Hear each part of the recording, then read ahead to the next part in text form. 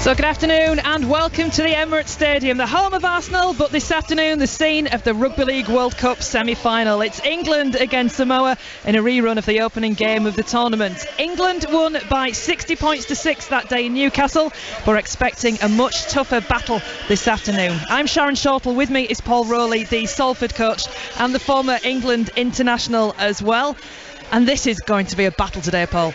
Yeah, absolutely. It's going to be a cracker. So Samoa's obviously going to lack no motivation for this one after the humiliation of the first game. So, I think we'll see a different Samoa, and we're in for, like you say, we're in for a cracker. The winners will meet Australia in the final. Australia getting past New Zealand by 16 points to 14 last night. And if ever you wanted an advert for Rugby League, that was it. Yeah, from minute 1 to minute 8, it was barnstorming. There was hits, there was good rugby played, and there was a little bit of everything on show. So yeah, absolutely, it's a great advert, and it was the best game of the World Cup so far. So it's got a lot to live up to today. But the two teams, I'm sure, will provide us with plenty of entertainment. Well, we're still waiting for the teams to come out, so let me just grab this chance to run through the lineups for you this afternoon. Starting with England, Sam Tompkins is at full-back.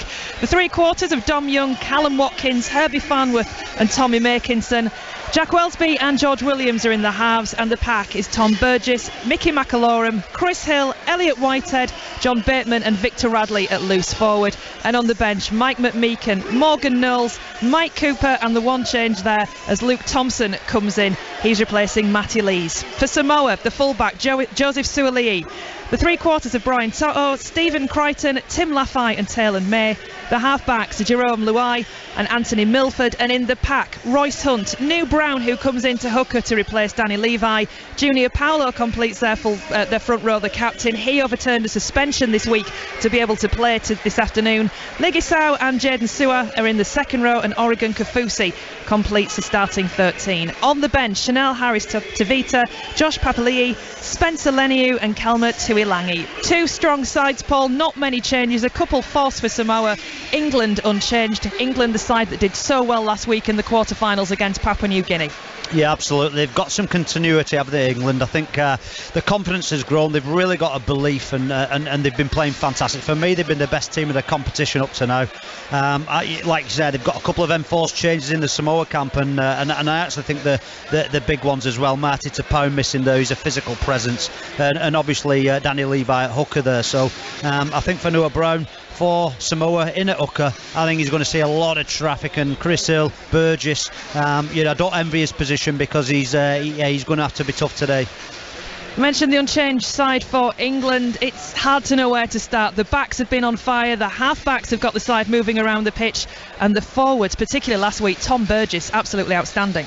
Yeah, absolutely.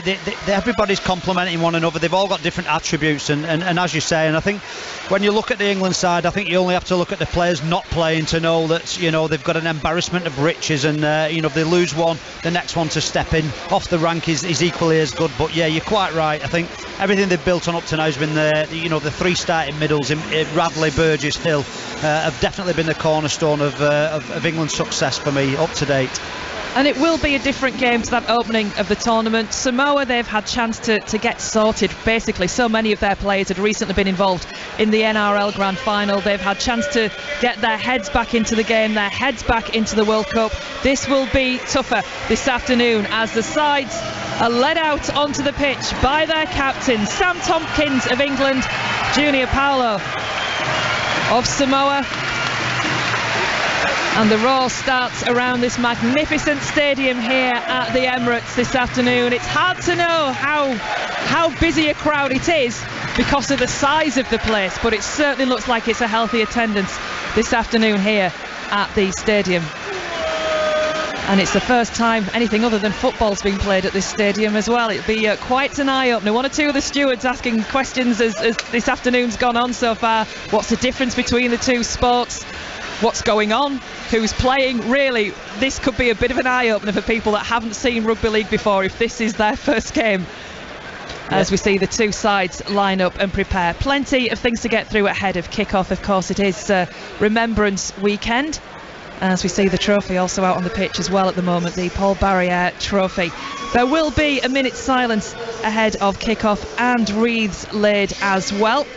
and the wreaths will be laid by the Deputy Prime Minister of Samoa, Chris Brindley, the chairman of the Rugby League World Cup, and Mark Roberts, who's the England kit man. He's got over 3 decades of military service to his name for the Royal Navy. So they'll be laying a wreath to mark Remembrance Sunday, which will of course be tomorrow, and then we will be having the last post and a minute's silence before we move through to the national anthems, and then of course the Samoan cultural performance. Just while we're waiting for the wreath laying to start, Paul, just thinking about the Samoan cultural performance last week, Samoa against Tonga, both cultural performances coming together, incredible. Well, you know, I've never seen anything like that before, and my boy out there, Tim Laffey, I looked at his eyes and wow, all frightened, sat at home, so wouldn't like to be there.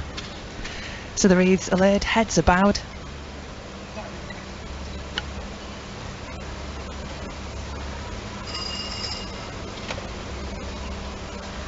And we await the last post, which will be played by the bugler, Corporal Gavin Moore.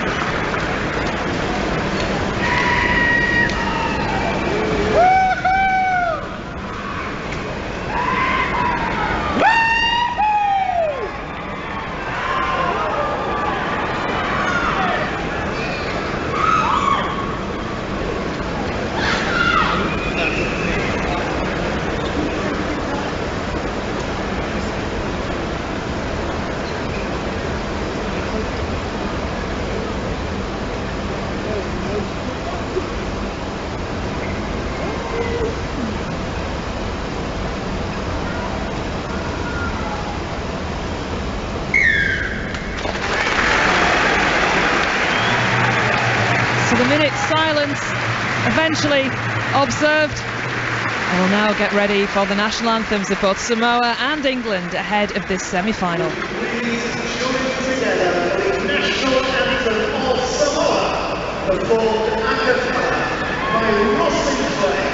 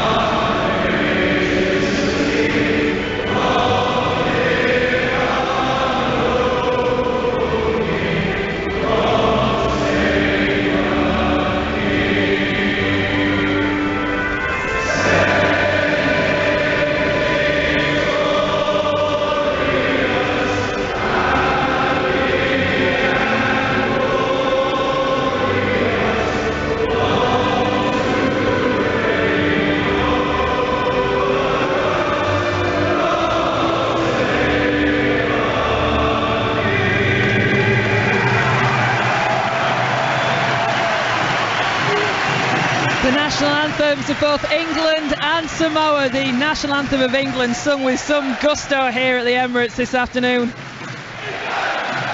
Followed, of course, by the chants you can hear in the background now of England as they prepare for this World Cup semi-final. England against Samoa. And of course, before we get this game underway, we've still got the cultural performance to come from Samoa. The Siva Tau. If you've never seen this, stand by for what you were about to hear in the background. The ferocity of noise that comes from the players while they are doing this, and they get so far into the faces of their opponents as they're doing it as well, trying to strike fear and intimidation into them.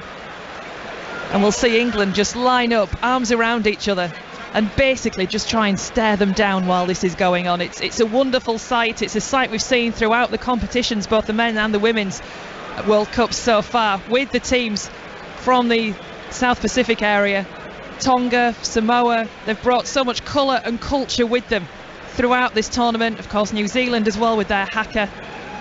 And the Samoans now gathering away to the left-hand side of this pitch, starting off in a huddle, ready to just try and intimidate England with this ahead of kick-off. The England players lined up on the halfway line, arms around each other, all interlinked. And in the middle of the Samoa huddle, Junior Paulo, the captain, he will lead it. Samoan players getting down onto the knee, and the noise will start.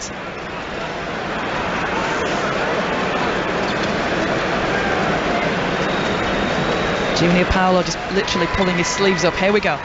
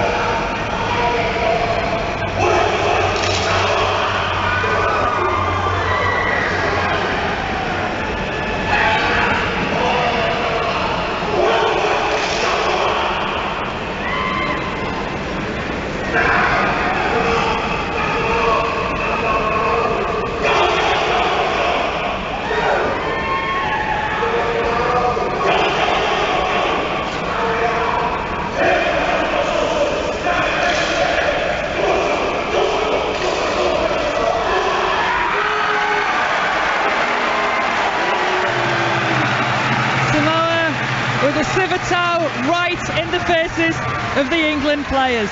So 4 weeks on then from that incredible performance at Newcastle United St James's Park, England are at the home of Arsenal to attempt to complete a double over Samoa. Halfback George Williams though knows this will be a much sterner test. Yeah, I think it'll be really different. I think the last game we played, I think for 60 minutes was a tight game and the scoreline blew away, but we're expecting a tough game for 80 minutes. They've built some combinations, had more games together, and they'll be hurting from the first game, so we'll see a different Samoa today, I think.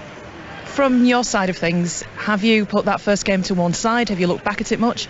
No, look, we still look back at it. We did some good things in that game, so we want to replicate that today. I'm sure they've also watched the video and seen what we did well, so yeah, it's playing out to be a great game in a great stadium in our capital, so it don't get much bigger as players, and we're really looking forward to it. How important is a good start like you got last week this afternoon? Yeah, I think we've started pretty good all tournament. It's something we do speak about, and it definitely gives us the front foot in the game, so we'll be hoping to do the same. I'm sure they're thinking the same thing, but yeah, it's like I said before, it's set up to be a real tough game, and I'm sure that the best team will win. And you mentioned the stadium. It's going to be a bit of a cauldron of an atmosphere this afternoon. Yeah, it is. Hopefully the England fans can get in numbers, and that home crowd goes a long way for us players, especially in the last 10-15 minutes. We need them right behind us, and we appreciate all the support. George Williams, the England halfback. Paul Rowley at the side of me, the Salford head coach and former England international. The crowd will have the part to play this afternoon as well. Yeah, absolutely. I think they played the part for the national anthem to start with. I think there was a lot of yahooing, and as they do when Samoas were doing their bit. So they really stood up and played the part. They sung the national anthem really loud, really passionately. So and then we got onto the hacker, obviously, and well, there's a little slight bend in the England line there, because they I think they was keen to get in the Samoan faces as Samoa was the England. So everything points to fireworks to the start of this game. They're both talking about big starts, and yeah, the crowd's built up, the sun's shining, we're in the heart of London. It doesn't get more English than this, so we're all set for a biggie. So here we go then, the semi-final, the second semi-final of the Rugby League World Cup is underway. A huge kick-off coming from Samoa, and it goes out on the full. England will be enjoying that moment. Great work from Don Young there. He's done really well. So he's like you say, the kick-off's gone deep left from Samoa, and Dom Young's just put his foot out of touch, and all he has to do at that point is touch the ball, and it's a penalty halfway for England. So a terrible start for Samoa, but yeah, just what England wanted.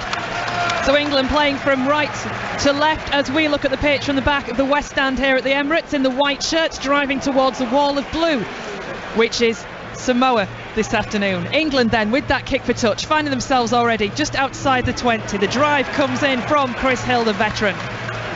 He's brought down Junior Paolo in there with a big tackle on his opposite player.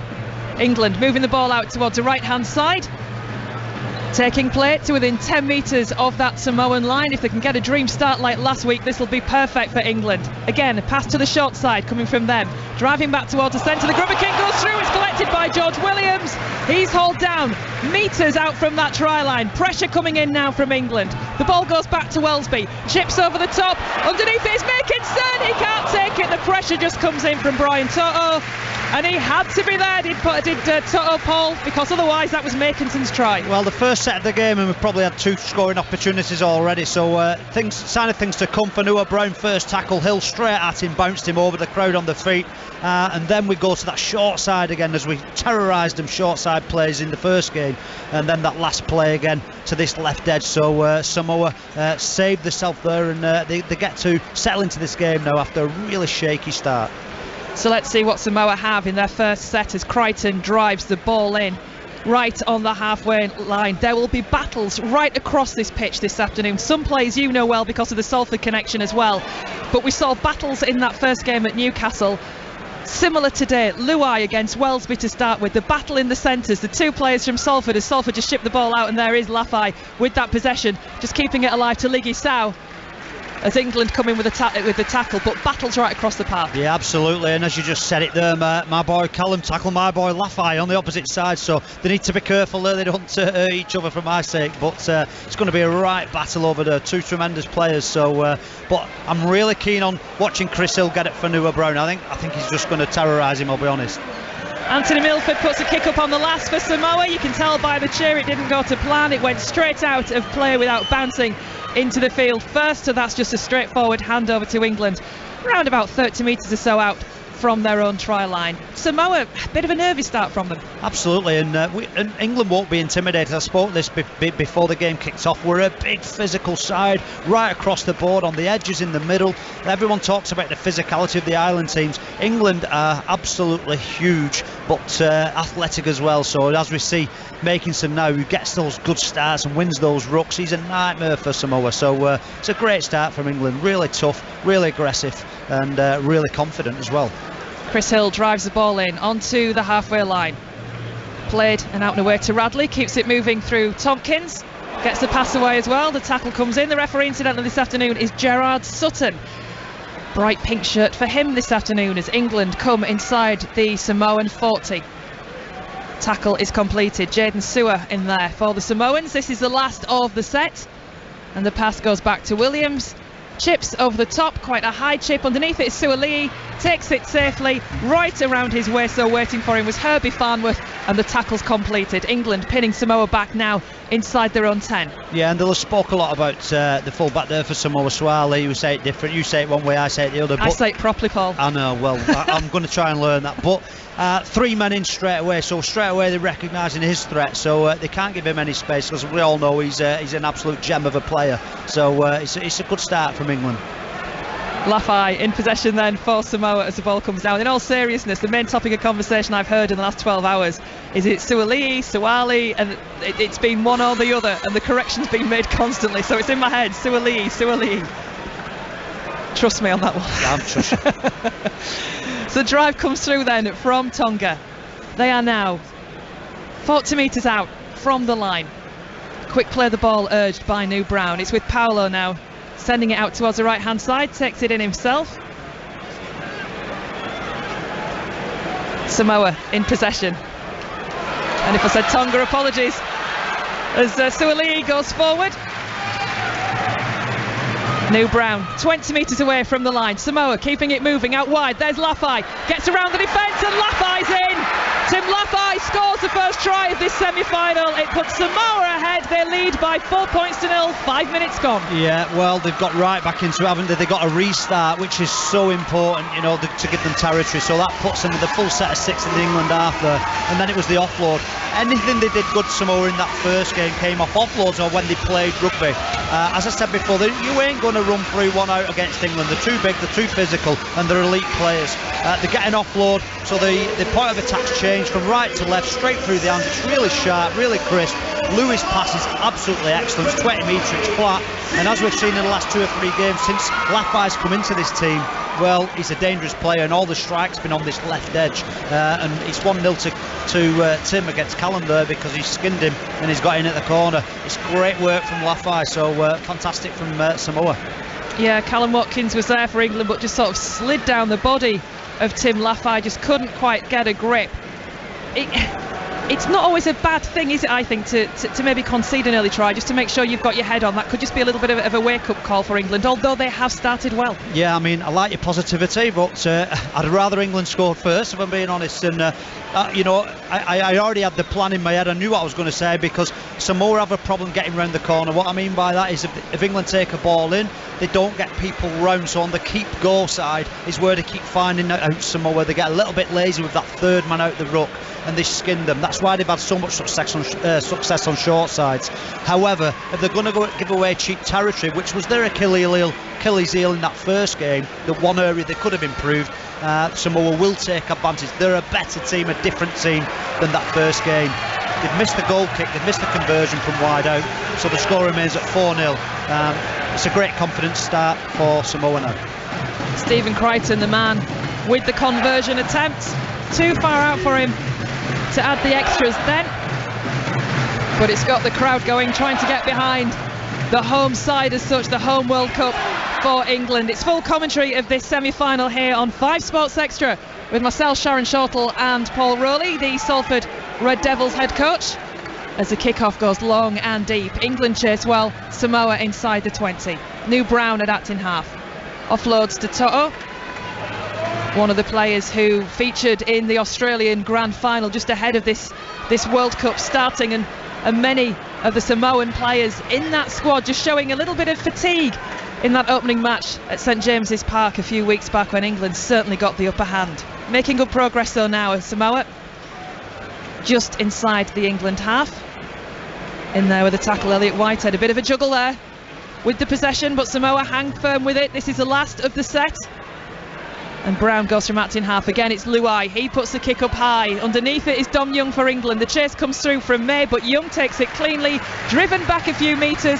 England's possession. Yeah, a really solid set from Samoa. It's low risk, one out, and a great kick. He put some height on that Louis there, on that left edge, and a little bit like England did. They got 3 in the tackle, Samoa, and it's an opportunity to just reduce England's metres now and make them kick out of yardage, which I spoke about before. So that'll be a new challenge in itself for England.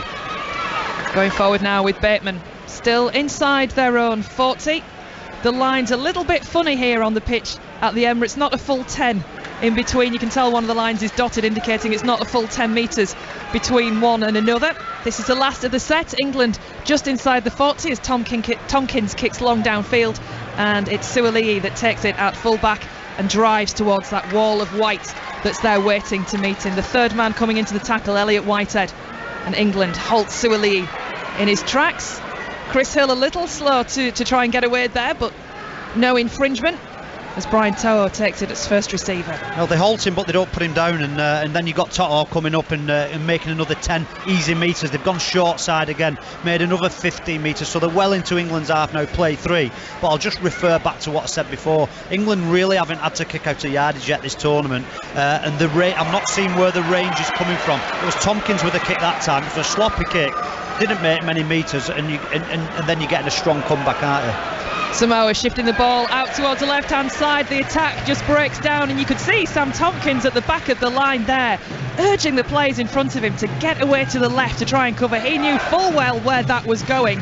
Now, whether it was Tompkins' instructions or just good defence anyway, I'm not entirely certain, but the ball going to ground for Samoa, giving England hopefully possession back if nothing goes wrong here. Yeah, they do look like they've got more energy though, don't they? You know, from witnessing that first game, just the physicality in themselves, the energy, the bounce about them.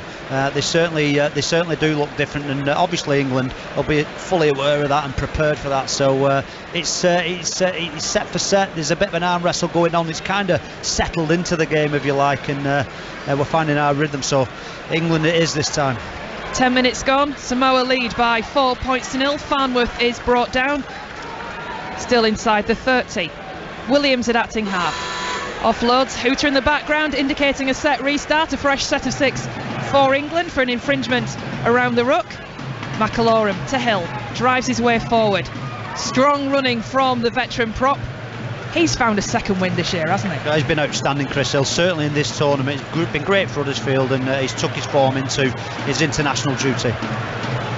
Victor Radley taking play just outside the Samoan 40 now for England, and the ball comes back with Tompkins. Keeps it moving to Williams. Williams looks for the short ball to Farnworth. The gap closed up pretty sharpish, but England somehow managed to keep the ball alive, and it's in the arms of Williams. Tries to get around on the edge. He's tackled into touch, manages to slip the ball back inside, but the referee says it's gone forward anyway. So Samoans' defence there really doing a good job. Yeah, I think that's the first time I've seen England this tournament actually just pass the ball without putting anything through the line, actually lacking in a little bit of shape there. So they've gone right to left, they've passed the ball through 3 sets of hands. It looked very lateral, and what you get with Herbie Farnworth on this left edge, he very rarely finds his winger on a quick catch and pass. He comes off that left foot all the time. So that's give To'o, the Samoan winger, he's given the confidence that he can always jam in, because we know he steps off his left, Herbie Farnworth. So they've done their own work there, they shut him down, and as a result of that he got a little bit scruffy, and George Williams, well, he's too close to the sideline for the big lads. But however, I'm not sure how this happened, but England have come up with the head and feed, so I'm not quite sure how that happened. Me neither. You took the words out of my mind. Yeah. You just verbalised what I was thinking. But England with that possession somehow 10 metres away, and that was a tip tackle that was coming in. Paolo having a bit of a push and a shove. Some afters going in with that tackle as well. But England will be 10 metres out, but play has stopped. Referee Gerard Sutton just calming things down slightly. There will be a lot of tension on that pitch with a place in the World Cup final at stake. It's Samoa's first ever semi-final appearance. England have been through to the final twice before. Of course, the last time was in 2017 with a 6-0 defeat to Australia. As we see, Tom Burgess was absolutely tipped. As you just look at the replay, properly turned on his head in that tackle, and that a penalty to England without any question. Yeah, it's the 2 big boys have got him. Obviously he's a huge human being, Tom Burgess, so when they've got him in the uncomfortable position, the dangerous position, to be fair to the Samoan boys, there's been no driving, there's been nothing in terms of forcing him into the ground. So the referee's put it on, he's put him in the bin. I was just going to say he's put it on report, and I would have said that was enough, to be fair. I think he's been a little bit harsh there. I think it ended up in an unfortunate position, and the Samoan boys they didn't exasperate it, and they took every care and due attention to make sure he actually landed safely. But however, it's a huge plus for England with only 12 men now to play against. Junior Paulo wanders off the pitch towards the touchline as England restart with the play. The drive comes forward. Samoa having to defend now. 10 metres away from their own line. England with that one-man advantage. It goes to Burgess, drives up the centre. He's hit hard by Royce Hunt. The forward for Samoa, the ball comes out as well. What's the referee going to say? I think he's given a knock on there, hasn't he? But no, penalty to England. The ball stolen out of that tackle, 2 men in there. So England really putting the pressure on that Samoan line. They need to turn this into points now. The tap taken, McAlorum offloads, it goes towards the right hand side. Driving through, England brought down 5 metres away from the line. McAlorum again takes his place at that's in half. The pass comes out to Welsby, he gives it air to Williams. Williams, long loopy ball, and that's taken by Samoa, and Samoa come up with possession, and that was a little bit of a hopeful pass, let's put it that way, I think there. Yeah, I mean, the one thing you want to do now, they didn't take the penalty kick, did they? I thought they might have gone, took the kick, took it to 4-2. However, they didn't, and you would have to say, why not? Well, you're going to say Samoa are going to fatigue. With 12 men, they're going to fatigue them even more, so they're going to build pressure, win the game at the end. It doesn't matter. So what you want, though, is patience and discipline. It really, again, unstructured and poor play from England, from George Williams in particular. So England still trailing by 4 points to 0 against Samoa. And it's the Samoans in possession, just coming forward over the 40. Tackled well there. John Bateman in for England as Luai kicks downfield. Young is underneath it again. Young takes it safely on his own 20, and he comes up with that pace to try and drive it in for the first of the set. Samoa coming back well, tackling strongly, and Young is brought down on the 20 inside his own half of the field. And I think England possibly hoping for another penalty there as a bit of a scruffy ruck again. Well, I think scruff is the word, isn't it? Last 2 minutes, so we've already churned up 2 minutes of Paulo's sin binning, so Samoa will make it. It's in their interest to make it scruffy now for the next 8 minutes. As Makinson steps out of one tackle and gains another 10 metres, he goes forward, Hunt is in there, so is Luai. The tackle's made, but play stops because there is a man down for Samoa. Receiving attention, there's 2 actually. I think Oregon Kafusi is sort of on his knees, and I'm not sure if he's taken a knock as well or just attending to his teammate. I'm not quite sure who it is, but a clash of heads is what's led to it.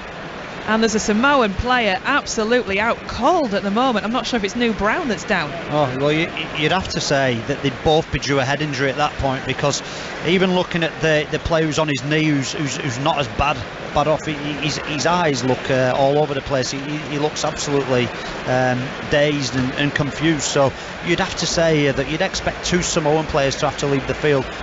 Definitely one, as one's laying prone now. Like you say, I'm not sure who it is yet. If it is Fanua Brown, well, there's another issue in itself for Samoa, isn't it? It is Fanua Brown. He's sitting up or being dragged up by his doctor actually, but yeah, he's going to have to leave the field.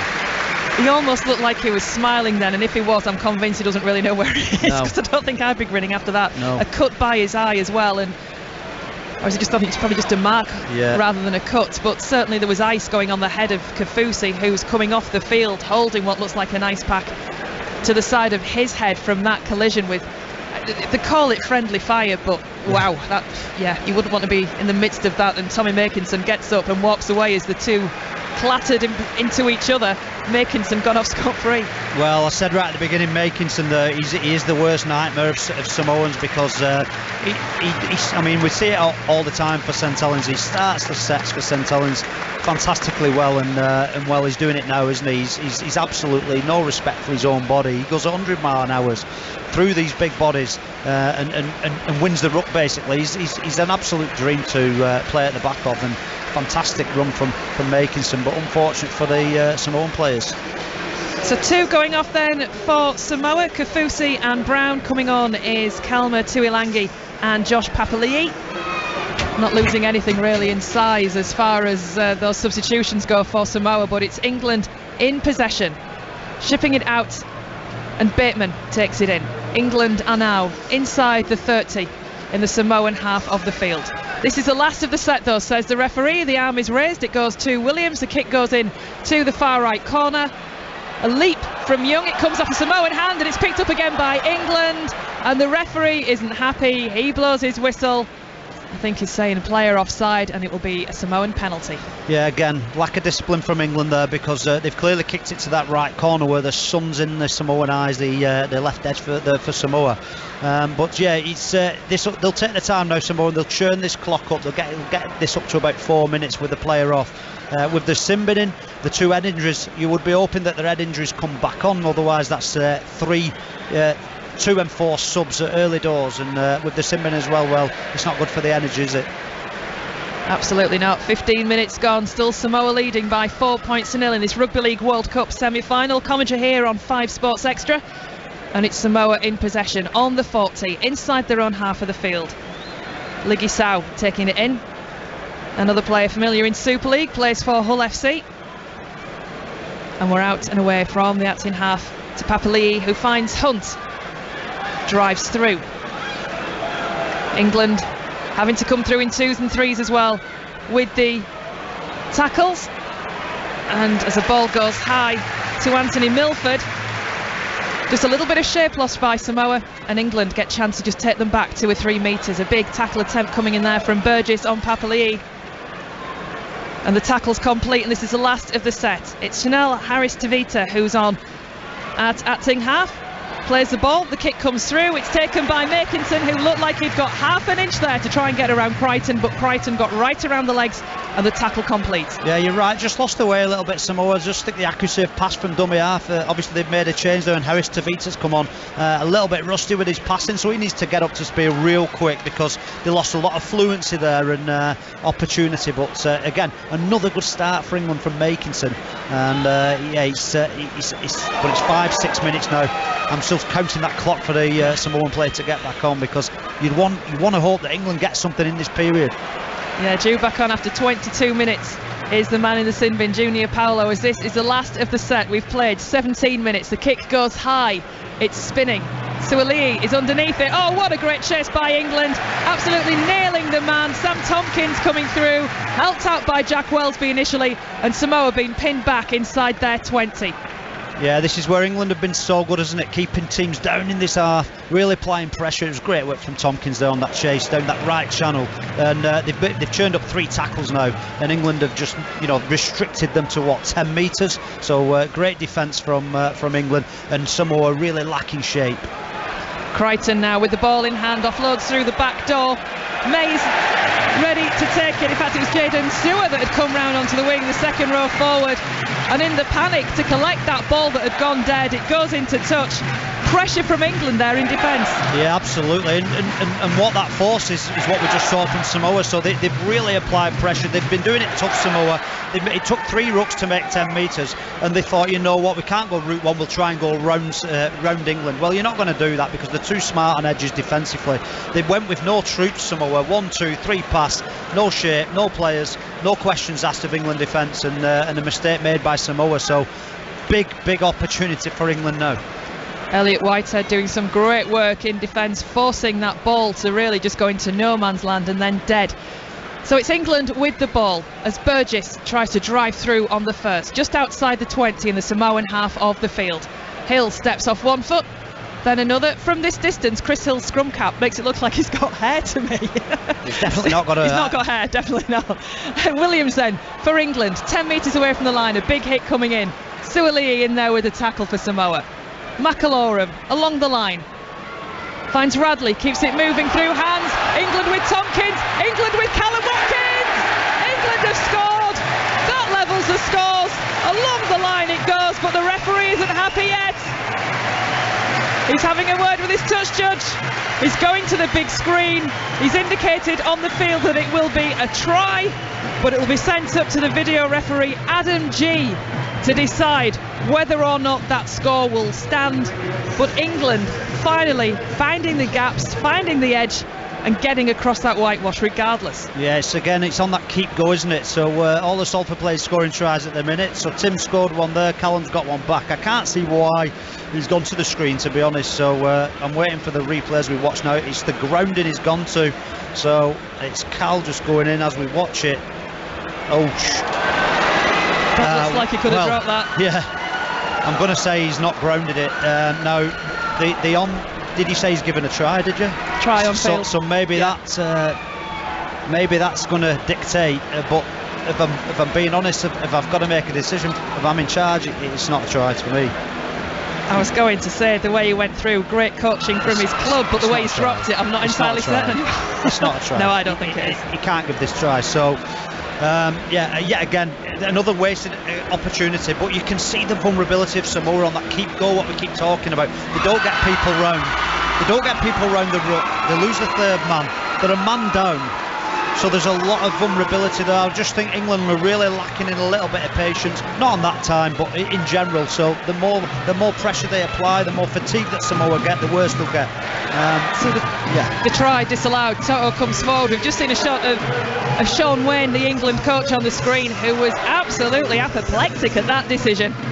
And it didn't go down well here in the stadium either, as a chance of England just start again around the Emirates as Samoa come forward in possession. A big hit coming in from the England defence as play is brought up to the halfway line.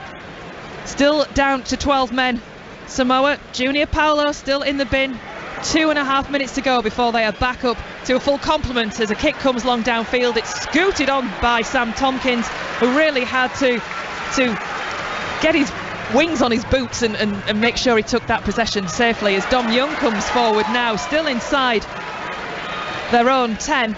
A big hit on Young and Samoa offside. Well, it's an interesting one from Samoa because they made that kick on tackle too, so they've gone early on the kick. It's really turned England around and wanted to apply pressure, but again the discipline's just let Samoa down. I think it was Lafai over there on that left edge just creeping offside in his eagerness to apply pressure. So England have made a substitution. Cooper's come on for Burgess, so maybe that's looking for the offload, trying to get these Samoan players why they're a number down.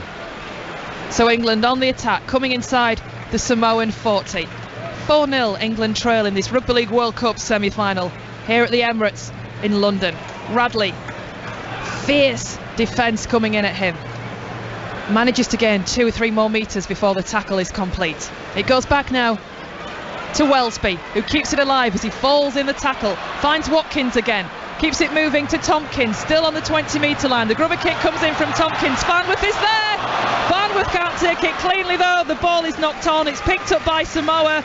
The space was opening up in front of Farnworth there.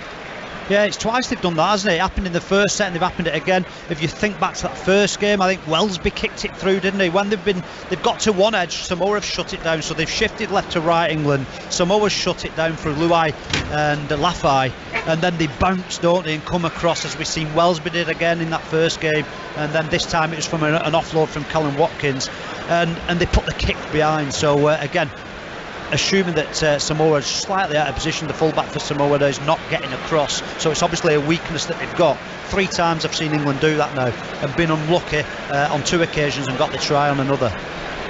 So it's a scrum with head and feet to Samoa on their own 10, just as down on the touchline we see Junior Paulo prowling, preparing to come back on and bring Samoa back up to their full complement of 13 players. But on the pitch, it's Samoa with that possession. Oh, what a step there, coming almost half a break. The offload to Chanel, Harris to Vita. England read it, and that wasn't in the end as threatening as what it could have been, how it looked from Samoa. England having to defend, keeping their opponents back inside their own 40. Coming around the edge, trying to find a way through is May. He's brought down by England. And it's Lafai at in half to Luai. Luai to Paulo, back on the field. First touch of the ball for him after that spell in the sin bin, and this is the last of the set. Samoa just on the halfway line. The ball goes back to Anthony Milford, who puts a high kick in, taken by Tommy Makinson inside his own 20, tries to get around the onrushing defence, goes back about 5 metres, then straightens up, gains another 10, and Makinson eventually brought down. Yeah, it's another strong carry as we watch it now. Samoa give another penalty away. Tommy Makinson again winning the ruck, and Samoa in their efforts to slow him down have just given another penalty away. So cheap meters for England, out of yardage, and again not what Samoa needs, as they are back to the full complement of 13. But just on analysis, it would be really interesting to see how many passes Samoa did in that first game of the World Cup as compared to they've done now in the same time period. They look to be playing a lot more rugby and attacking a lot more on edges than they do just carting it up the middle as they did in that first game, and it's serving them well. 40 metres out now from the Samoan line. England in possession. Radley along the line to Williams. Back on the inside to Mike Cooper, who drives forward. That first game, England were 60 points to 6 winners, absolutely outplayed Samoa on the opening day at St James's Park. It's a very different story we're seeing unfold in front of us here this afternoon. 4-0 Samoa lead. We have played 23 minutes as England try and push towards that Samoan line, with Williams tries to find half a gap. Williams is through, he's got support, and that will be the first try for England, and it's Elliot Whitehead on the end of that pass from George Williams, and England finally level things. Yeah, fantastic. He's been great all tournament, George Williams. He's just took the line on. Again, you said it is different. Well, the difference is in game one, England outworks them. So now they're coming against a side that's willing to work hard. So it's a lot more of a physical challenge. It's a lot more of a tough game. But George Williams has done what he's done all year. People criticise him, but he's always ran at defensive lines.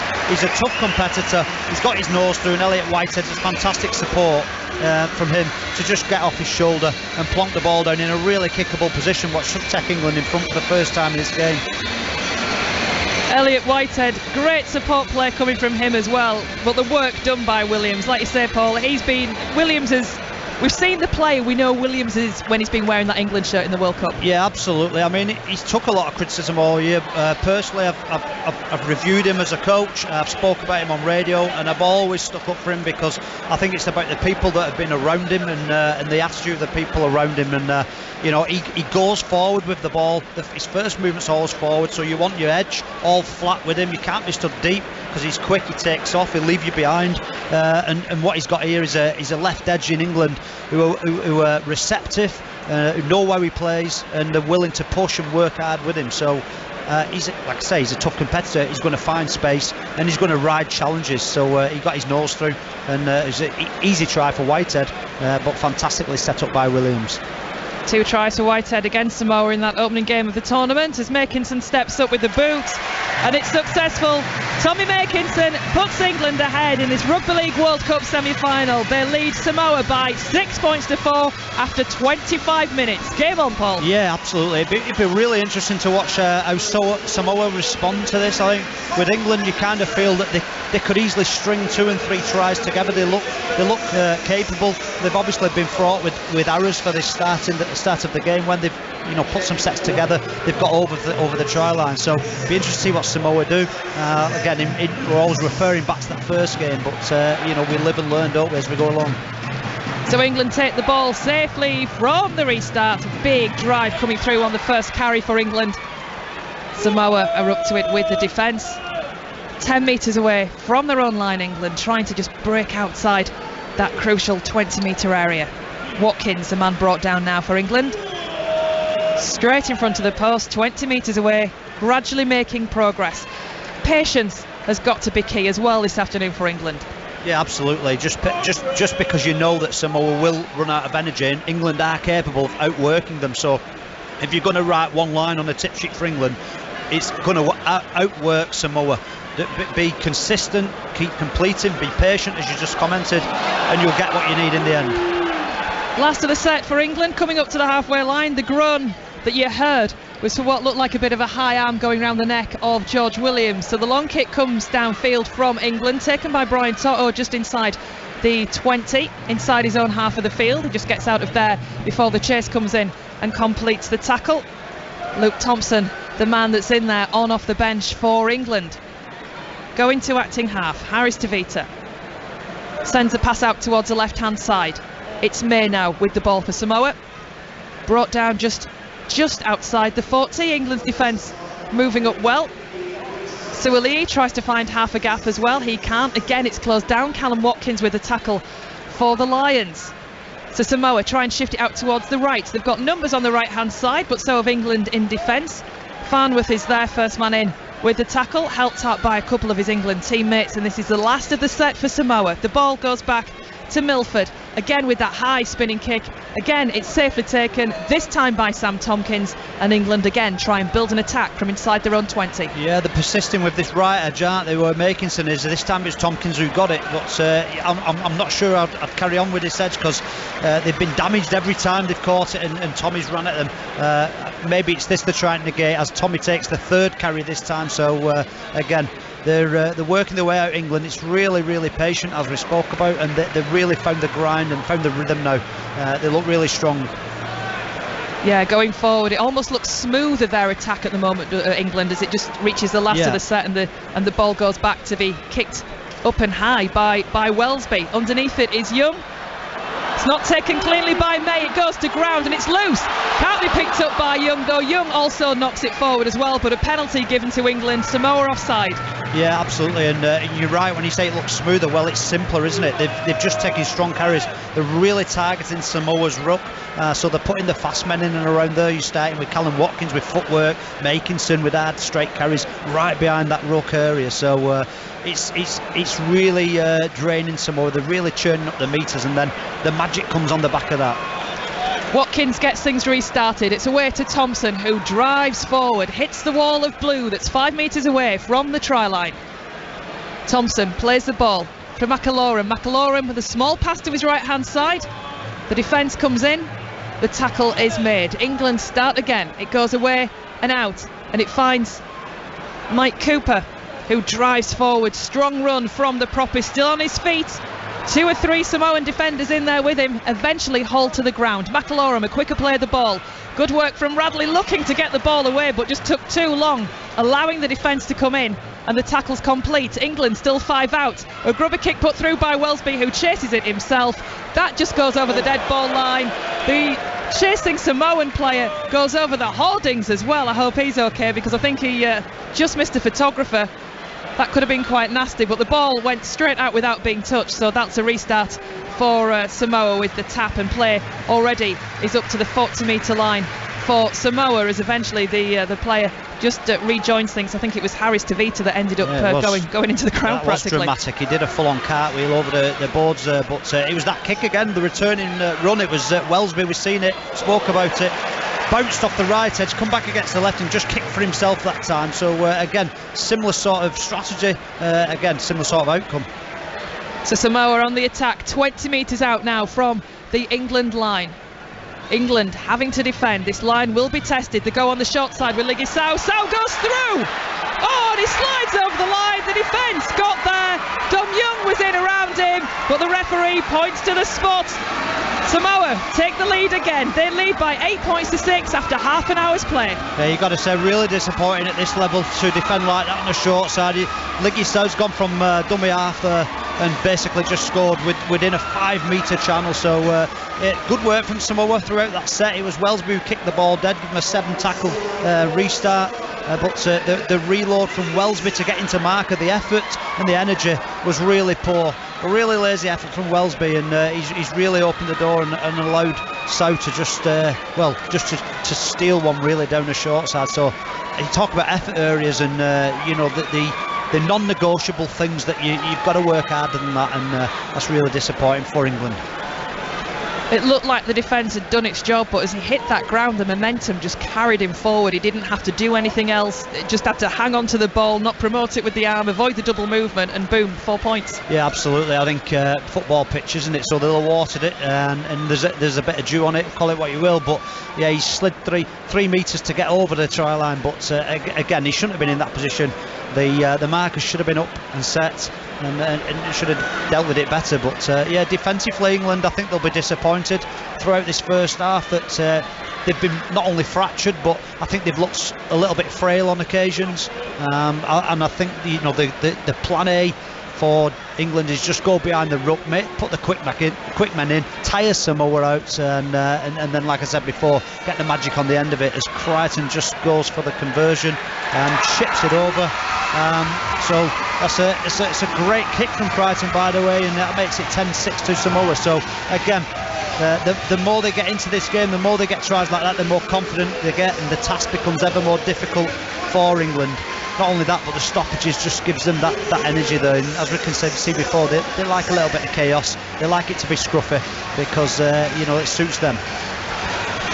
So England with work to do, trailing by 10 points to 6, just over half an hour played, 32 minutes gone in this first half. Full commentary here on 5 Sports Extra from the Emirates, Arsenal Stadium, hosting Rugby League for the first time as a huge carry comes forward from Josh Papali'i of Samoa.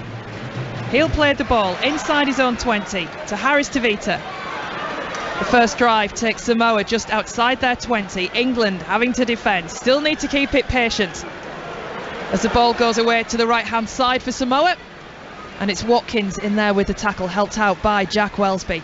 Centre of the field, Samoa sending their big men through with Paulo, brought down by Morgan Knowles, who's on off the bench for England. Suaalii now looks for the gap, almost finds the gap. He had support as well coming up on his outside from Milford, but took the tackle in the end. But Samoa with their tails up, really with the momentum. Another slip comes in, this time from Milford, and as Milford gets to his feet to try and offload the ball, it goes so far forward. It's the middle of next week and it's picked up by England.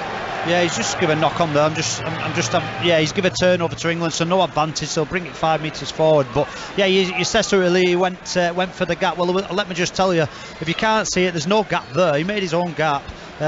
He's such a fierce competitor, such a giant with such leg speed. So he got his nose through, as he often does. And I'll be honest, England, they look like they're going through a tough period at the minute. They're not getting the bodies in front defensively, and it's worrying signs. Samoa look like they're having a little bit of a good 5 minute spell here. It feels like it's swinging. Who's getting the upper hand from any one set to another? It really is swinging. It probably is swinging more in the favour of Samoa, certainly at the moment, and probably overall in this first half. But when England have got it together, they've looked decent. As we see, a ball can't be taken by Bateman. It went backwards, he said. The referee agrees with him. England still with the ball just outside their 40. But they're still a little on the back foot at the moment. There's half a break from England. The ball offloaded to Farnworth, who takes place just inside the 40. This is the last of the set. What can they do? It goes back to Williams. The kick comes in high. Suaalii is underneath it. He just watches it bounce. Makinson is there hunting for it. He dives off the pitch. It's Welsby hunting for it. Dives off the pitch to try and just get it back on, but it all goes a bit wrong. Ball goes dead, and it'll be Samoa will restart on their own 10. Yeah, just watching Josh Papali'i there. His boot came off during that set, and Sam Tompkins took the effort to go and grab it and absolutely launched it 30 metres in backfield. So the Samoan physio, Dave Ferguson, who he is Salford physio as well, he actually ran on and retrieved the boot. So a little bit of gamesmanship from Sam there. But it's Samoa again coming out of yardage as that attack came to nothing for England. And there we get the offload again from Lafai.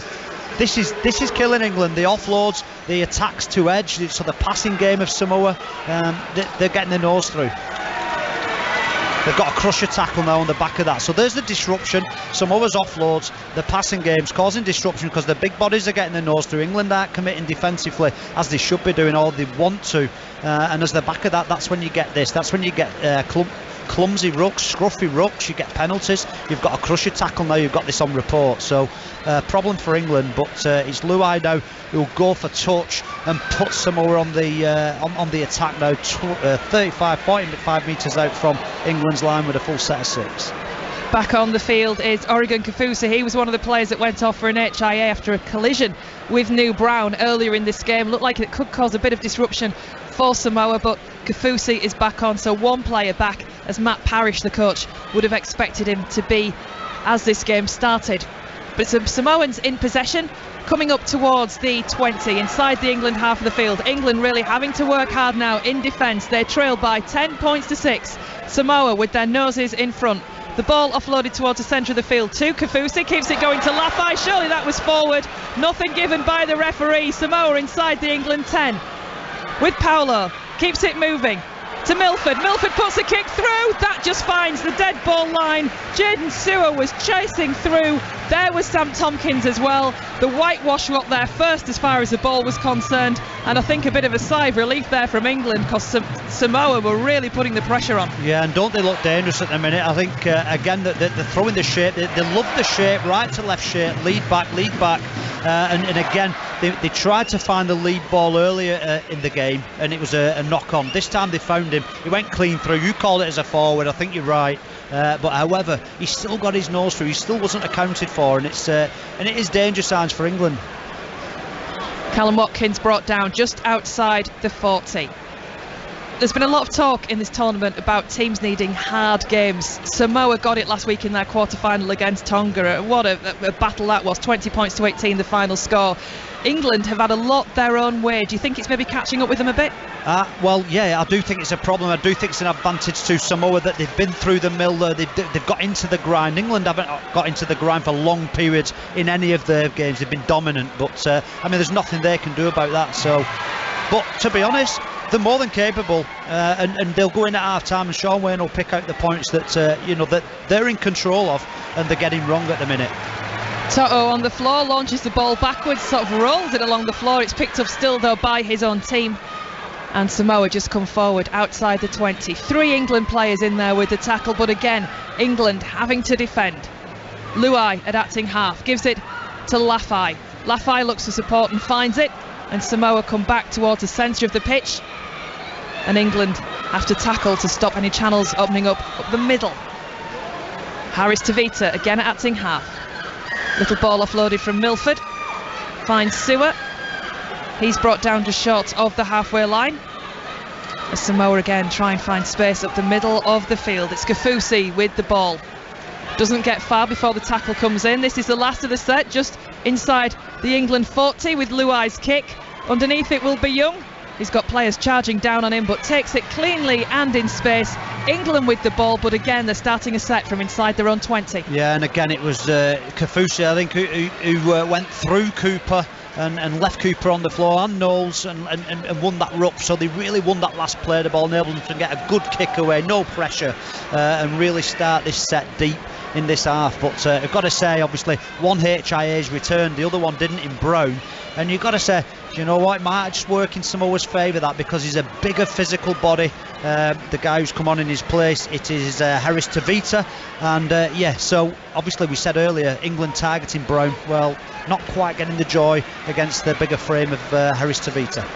On the last, England have to kick through with Morgan Knowles. He was really under pressure as he put that kick through. It went high, it went long, it was taken by Suali'i just inside his own 20, and he gains a good 10 metres before the tackle is made. Toto in centre field.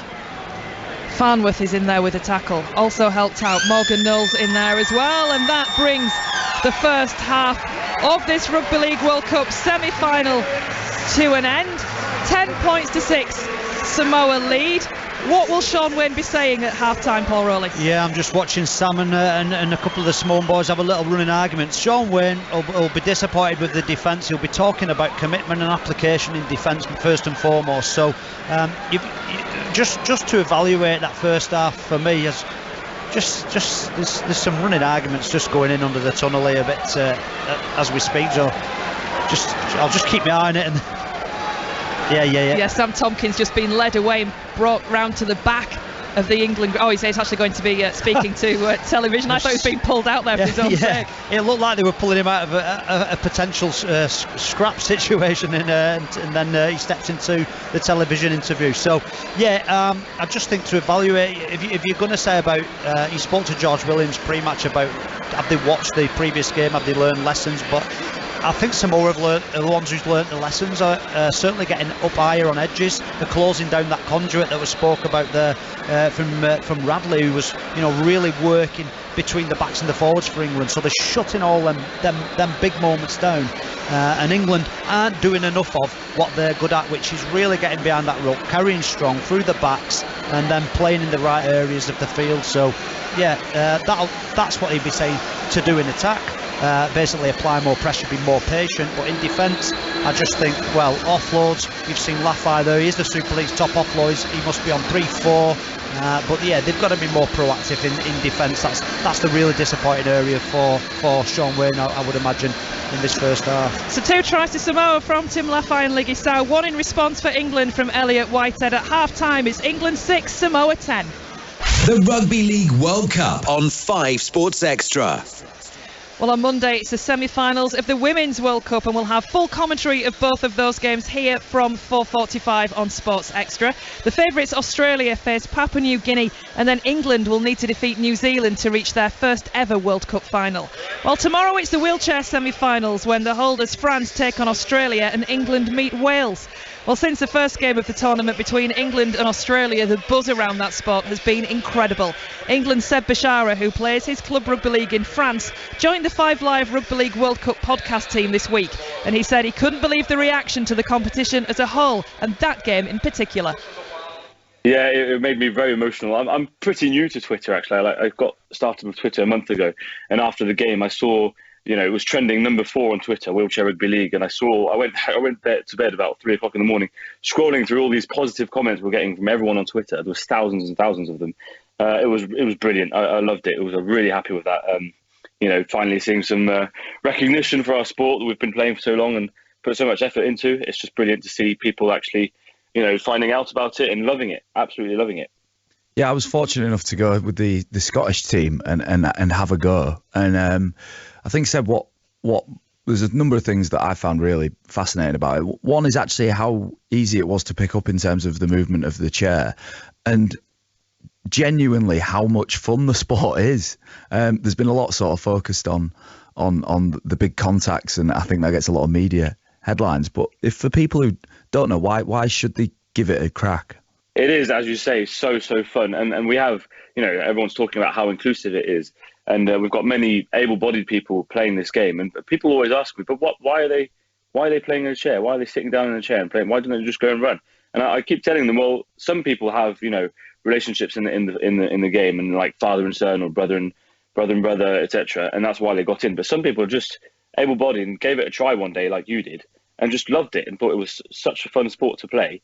And just started playing it, and we've started not seeing the wheelchair as something for disabled people, but more of a tool to play this sport, like a racket is to tennis.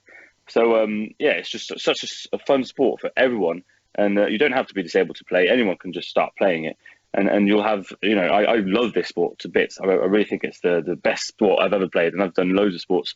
I've played loads of years of tennis, swimming, gymnastics. I played running game, rugby union. I did a bit of basketball, and the most fun I've ever had is in Wheelchair Rugby League. I absolutely love it. So yeah, the people could get into it if they've got a disability or not, and they'll for sure love it. Do you know what's not fun, Seb, is being a broadcaster and being sent with a camera to a training session with lads who are very good at moving a chair very quickly, and also with a point to prove. So I was picked out for some very, very It wouldn't be vicious, the first time in your career you've been picked out. It was a vicious attack from the Scottish wheelchair team. I just want to get this on record. They came at me. But the contacts that we see, Seb, it's hard to explain. They almost come across on TV, but they're even bigger in real life, aren't they? The hits, I mean, sometimes they can look really bad, and it's just a lot of noise. Actually, like the chairs hitting each other makes a lot of noise, but doesn't hurt that much. And then sometimes in the bigger games, it does hurt a bit because you fall to the floor, etc. But it's just exciting to see all those big hits, and especially when you watch it live, all the noise and all the impacts between the metal of the chairs. It's just brilliant, and it makes the game so much more exciting and thrilling to watch live than on TV. So if people want to get tickets, I think there's still some for the semi-finals. It's brilliant. It's brilliant to get there. Then you obviously have enormous knowledge of the French team because you live there, right? Yeah, I live in France, and I've got a lot of knowledge about all the French. I play with a lot of them year round with Catalan, and I play against all the others in the French Championship. So we've been having, when we're all at a distance, we have these Microsoft Teams meetings, and we'll analyse the teams, and we'll go through all my own knowledge about the French. We went through all the knowledge of all the Australian players before the game with Jack, giving insight on all their strengths and weaknesses. And it's just great to have the inside man in every country, so we can know as much as possible of all our opponents, and be ready to face them the best way possible. You have a slightly unusual day job as well, don't you, Seb? Tell us about that. Oh yeah, well, a lot of people like to ask about that. So I'm a professional trumpet player. Of course you are. Of course. People like to say I blow my own trumpet. It's trumpet. So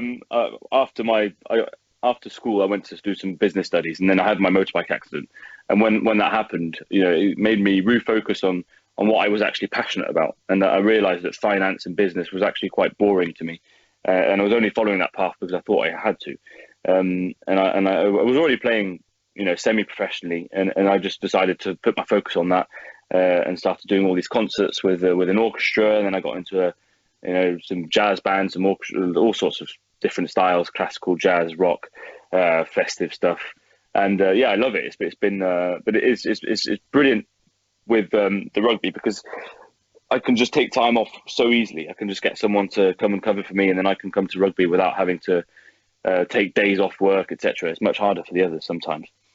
So it's a brilliant job. It's a brilliant job. Yeah, living in the south of France, what have you missed most in terms of food since you've been here?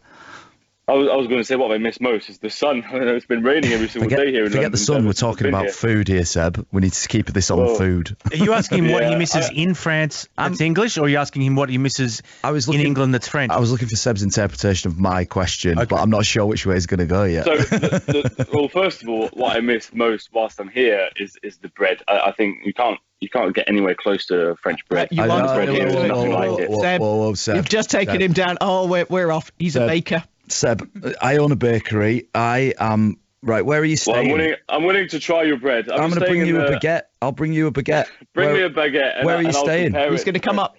You're headed to Sheffield. Right, I'm bringing you Regency in Stratford. Right, I'm going to bring you a baguette. I'm going to bring you a baguette to Sheffield. Please bring me a baguette, and I'll give it a try. And if you can bring some cheese with that, I'll appreciate it. You two are going to cross over because you come up north, don't you? So you might have to wait a week because I'm thinking you're in London. Well, John's up here, but Tanya will work the logistics out. Don't you worry about the baguette delivery. I've got. I'm on it. By the time we do the next programme, you've got to have got a baguette to him. Yeah. We'll get Seb on for in a didgeridoo. Critique. It would fit, wouldn't it? And when you're over in the south of France, what do you miss? I miss many things. Sticky toffee pudding is one of them with custard. I miss the crumpets and hot cross buns. A lot of sweet things. It's all bakery stuff. This is my dream. Seb's my dream guest. All he wants to talk about baked goods. Let's talk about baked goods. I love baked goods. British baked goods are brilliant. The bread is awful, but we'll see about your baguette. Some of the bread. I miss a lot of stuff like that. A lot of sweet things. So every time I come here, just for a couple of days, I tend to go back home with a bag full of sweet stuff, and I just put on a load of weight, and I get all my teammates making fun of me because I've put on 3 kilos in it in 2 days. Good lad. Because I just miss it all so much. Seb, just one final question for you. I haven't seen a takeoff of a sport like wheelchair rugby league has had in the last few days. It's just been absolutely incredible. Where do you hope the sport is going to go at the end of this World Cup? I just hope it's going to grow throughout the country and throughout the world as well. I hope people see it. They want to start clubs in their own cities. We would like clubs to open in every big city in the country. There's no reason there shouldn't be a club opening in every big city in the country. But I also hope there's potential for this sport to grow in every country in the world. I think there's even more potential for this sport to grow in every country in the world than there is for rugby league, like the running game. It's just so attractive, especially for people with disabilities. It's just such a fun sport to get into. I'm sure throughout the world. The USA have started playing and they love it. Brazil have started playing and they love it. I'm sure we could get Argentina, all sorts of countries in Asia, in America, in Oceania. I think it's such a great sport. It's just a problem of logistics with having to get wheelchairs and stuff. But then I just hope this from this World Cup, it's just going to give us that platform to let it grow all across the world and make it just such a worldwide event thing. And eventually one day make it professional, which would be a dream for many players. Yeah, so when I borrowed Graham Stewart's chair to practice with Scotland, and he was looking very concerned. They're expensive bits of kit. What does it cost? I know because we speak about being inclusive, but there is a cost attached to playing wheelchair rugby, isn't there? What do one of them cost? So when you want to play, it's the same in anything you do. Like I play professional music, and my trumpet is a professional trumpet, so it costs 5,000 euros, but you can get a trumpet for 200 euros. So it's similar in the way that us at the top level of the sport, we have made to measure to the millimeter wheelchairs, and they're really high end, and they cost about 10 grand. But then there are loads of other brands that make wheelchairs for. It varies from 1,000 to 3,000. I talk in euros. I'm sorry, but it got pounds. 1,000, 3,000 pounds, something like that. So it is expensive, and especially if you want to get to the top of the sport. they're very expensive. 10,000. Sometimes you think it's a bit ridiculous, but it's just a lot of people working just for you to get your wheelchair made to measure, spot on, and that's why it's so expensive at the end. But with this whole World Cup, there's been a special program with every city that wanted to open a club. They had the RLWC 21 giving them a bunch of brand new chairs, which is fine for beginners. And you can get started in a chair like that and have loads of fun already. So to start a team, it's not as hard anymore because there's been a lot of help from the whole RLWC. So yeah, it's brilliant. The Rugby League World Cup on 5 Sports Extra. So the 5 Live Rugby League World Cup podcast is available from BBC Sounds as a whole host of guests join Tanya Arnold, John Wilkin and Steve Mascord to keep you up to date and entertained. This afternoon though, here on 5 Sports Extra, we're live from the Emirates Stadium in London for the Rugby League World Cup semi-final in the men's competition. Plenty of semi-finals to come over the next couple of days. We've got the wheelchair and the women's competition also reaching the same stage. Alongside me, Sharon Shortley's Paul Rowley, the Salford Red Devils head coach and former England international. The wheelchair and the women's, it's really captured the imagination of a lot of newcomers to rugby league, it seems, this year. Oh, absolutely. I think, two different things, aren't they? But the wheelchair's absolutely so aggressive and fast-paced. It grips you, doesn't it? I watched a game, I think Halifax versus Leeds earlier in the season, and it was my first time watching wheelchair rugby. It was unbelievable. I couldn't turn it off. It was fantastic. And then I've been watching the women's of late as well, and watched the Kiwis in Australia. I watched the England PNG, and I can tell you now, England for me, they're the team to beat. They're absolutely fantastic, highly skilled, and really tough. So I'm going to make it my business to make sure I watch more. I've been totally enjoying it.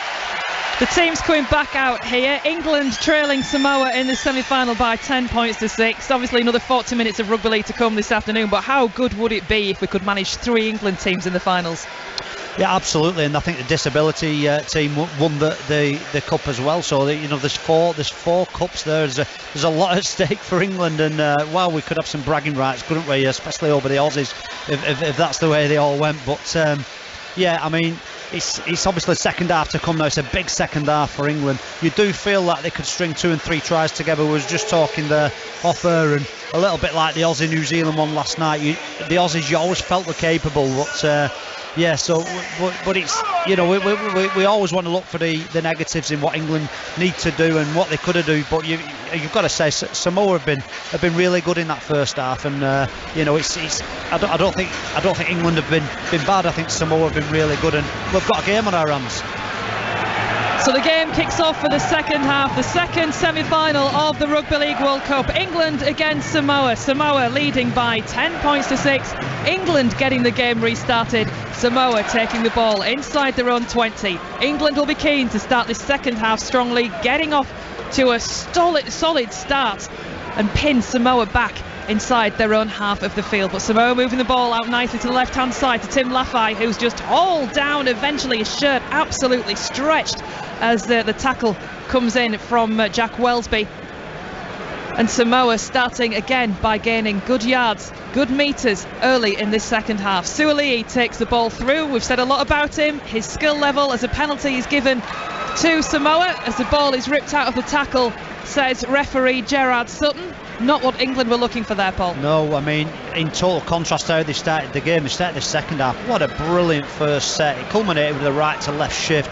I spotted that in the first half. England defending real tight.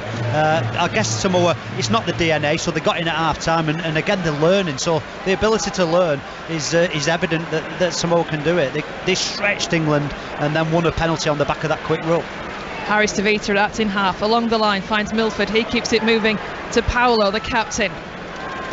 He could have been suspended for this afternoon after a problem last week against Tonga. That suspension was overturned, and he's in the side today as Tonga move the ball out. Samoa move the ball out quickly. It goes back to Kafusi, who drives play now to within 10 metres of that England line.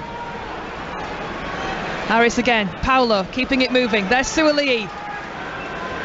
The half space he thought he saw was closed by the England shirts, the white shirts coming together, completing the tackle, but still close to that line. 10 metres out, Paolo finds Luai, 10 metres away, shifts the ball out towards the left-hand side again to Lafai. He's hauled around the ankles by his Salford teammate Callum Watkins, and this is the last of the set for Samoa. Luai again with the ball, little pass offloaded, an angle run, half a gap opened up again, keeping the ball alive. Back with Luai, keeps it shifting to Kafusi. Again, Milford looking for the pass. The ball goes to ground. It's picked up by England and defence is turned into attack. Breathless stuff from Samoa. They were just playing absolutely off the cuff, and in the end, England survived. Yeah, absolutely. They had a choice to go for goal, would have put them 6 in front. They chose to tap it, so that tells you about their confidence. 5, 6, 7 offloads in that series there. They had more offloads than England. We've seen the stats in the first half, and they've just rocketed that number right up. So really adventurous from Samoa. England, you've got to say, lucky to get away with that one. England then just coming up to the 40. Big hit going on Luke Thompson. He gets to his feet and the ball is played, and it's away to the right hand side to Welsby. Welsby takes on the line, gives it to Callum Watkins, who can't get any further. 3 men in blue come in with a tackle. This is the last of the set for England. They go again on the short side, looking for Welsby, who was a little bit stitched up there with that pass. Eventually it's back in the centre of the field to Williams, who just has to chip over the top with the onrushing defence coming at him, making some challenges for the kick that was put up. So does Toto. The referee says the ball was knocked on. I'm just looking to see which way he's going to give that. I think it's an England ball. Yeah, I think they've got away with one really. Welsby's got stuck down in a corner here. Lafay's chased him down. He's got some scrappy passes away. He's gone through 3-4 pair of hands for England's last play, and it is Williams who got a foot to it. It's a skew kick. And it looked like England, well, it was a dangerous kick in effect, almost unintentional, but it's a knock on from Samoa and another chance for England. Morgan Knowles takes the pass and drives forward. Good yards earned by Morgan Knowles. 15 out from the line now, England in possession. McIlaurum sends the pass, little run around works. It's with Thompson, drives forward again, inside the 10. England pushing at that line. How much do they need this try early in the second half to really try and level things on the scoreboard? Cooper now tries to do the work. The forwards really putting a shift in at the moment in this set for England, taking play to within 5 metres of the line. It goes back and high to Williams, who has to readjust his footwork to get his balance before he can move forward, and England lose a bit of ground as a result. They're back outside the 10 now, but with space to work in potentially. It goes to Tompkins, who moves it towards the right, and that was surely a high tackle. Nothing given, says the referee. It's the last is what he indicates for England. It goes back to Williams. Williams puts a cheeky little chip in over the top. It's taken by Lafay, who spills it. It's picked up, and it looks like that's an England try. I'm looking at the referee, who is going to the screen. He wants to check it. I think it was Bateman that got there for England. A try is given on the field, but again it will come down to Adam G, the video referee, as to whether England get the points. Yeah, I'm not looking again. I can't see why it wouldn't be a try. Lafay to me seemed like he's dropped the ball in front of the post, and England have just got bodies in the picture, and it's Bateman who touches the ball down. So we'll wait for the replay, but it looks like a good try for me. And England again. I was just going to say, you wouldn't want Samoa to get another try in front, would you? You just get the feeling that they really could hang in there. But it's a great kick, great last play. As we watch the replay now, it's Lafay. To me, that's just a clean knock-on. There's nothing up with this. It's going to be a try. It's going to be a 4-pointer with right in front of the dot. So 6 points to come uphill. A simple task for Bateman just to pick the ball up. It was right in front of the padding on the post, and he literally just had to pick it up and just put it the other side of the whitewash. He didn't even have to move his feet. You can see the grounding on the screen, and the noise and the roar of the crowd tells you what everyone inside the ground thinks. As all eyes now turn to the screen, and it's a try. John Bateman with the score for England, levelling with the kick to come. It's 10 apiece. Yeah, you've got to rewind a little bit here and say Samoa, obviously they had that opportunity down in England's half. Should they have gone for 2? Maybe. I think at the beginning of a half like that, I think I'd have chipped the 2 over and put themselves 6 in front. As a result in that, it got to a last play. They got off the cuff. Well, off the cuff can work 2 ways. Whilst it looked dangerous, it enabled England to get a really strong start to their set. They churned up, they've kicked the goal, so they've got the full 6 points, edged back in front, 12-10 for England. And it's disappointing for Samoa, but again, it's all to play for. We've got a real arm wrestle of the game going on here, two equal sides, and again, living up to the hype of last night's entertainment, so it's all on. 2 from Tommy Makinson with the boot. 12 points to 10 the lead. Samoa restart playing from right to left, straight into the arms of Wellesby, and it's Thompson that hits that defensive line hard now for England. Let's see if England can take advantage of the momentum from that try.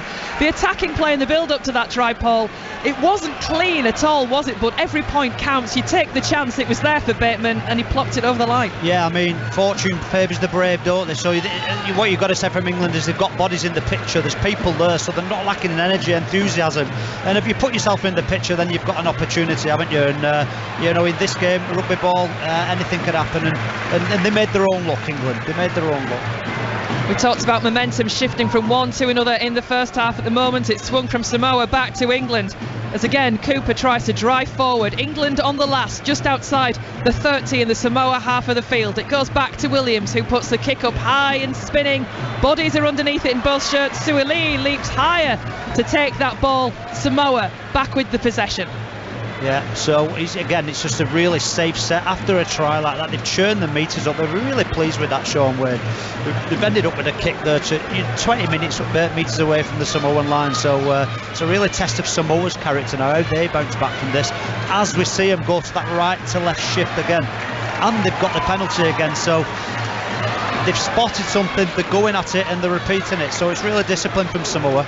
Interesting to see Luai there rushing his players back on side so he can kick the ball quick. They're obviously sensing that they feel that England are fatigued there. All the talk was fatiguing Samoa, but everything we see, well, Luai believes that it's England who are tiring faster than them. Hard run from Samoa met by a hard tackle from England. Spencer Leniu, the man who was on the end of it. Suoli now tries to find half a gap, nearly gets around Farnworth, who hasn't still completed the tackle. England recover. Suoli brought down 15 metres out.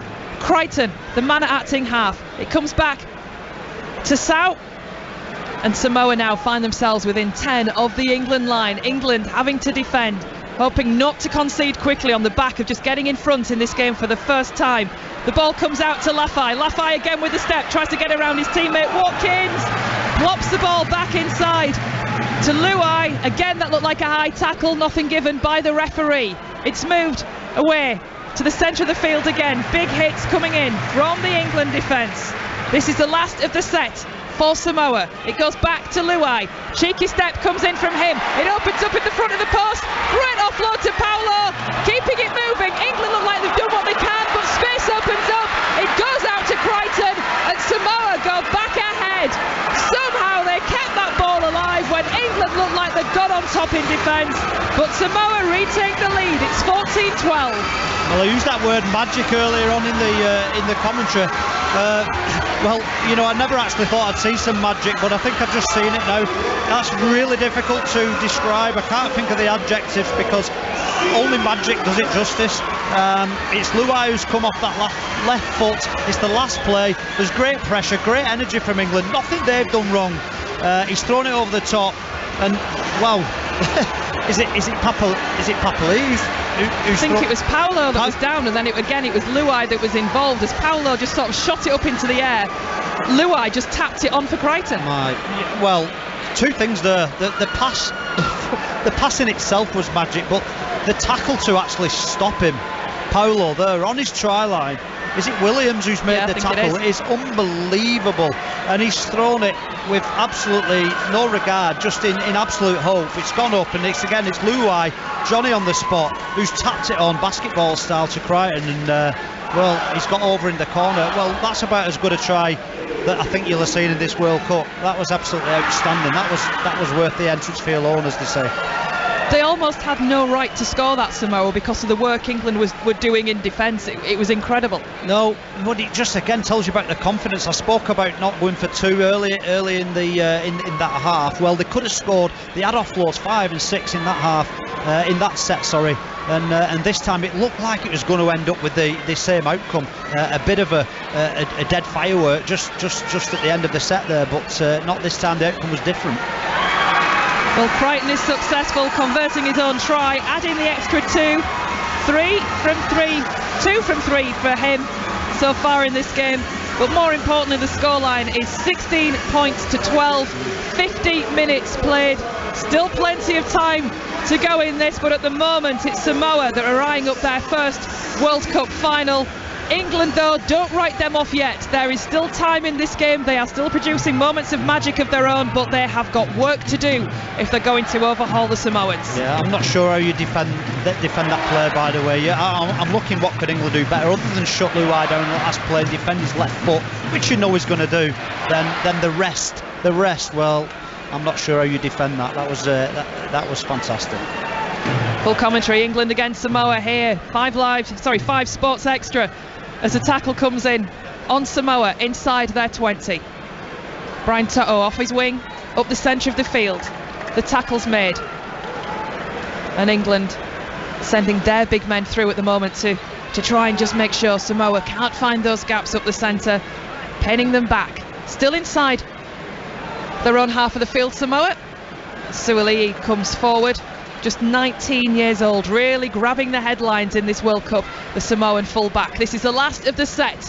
Luai puts the kick up high, it's spinning. Underneath it is Young, he takes it cleanly. England back with the ball.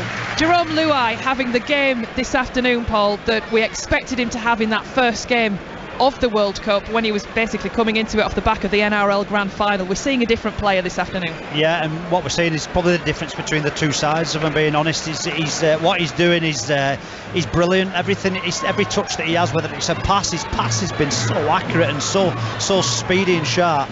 So yeah, he is the difference, and he's been fantastic.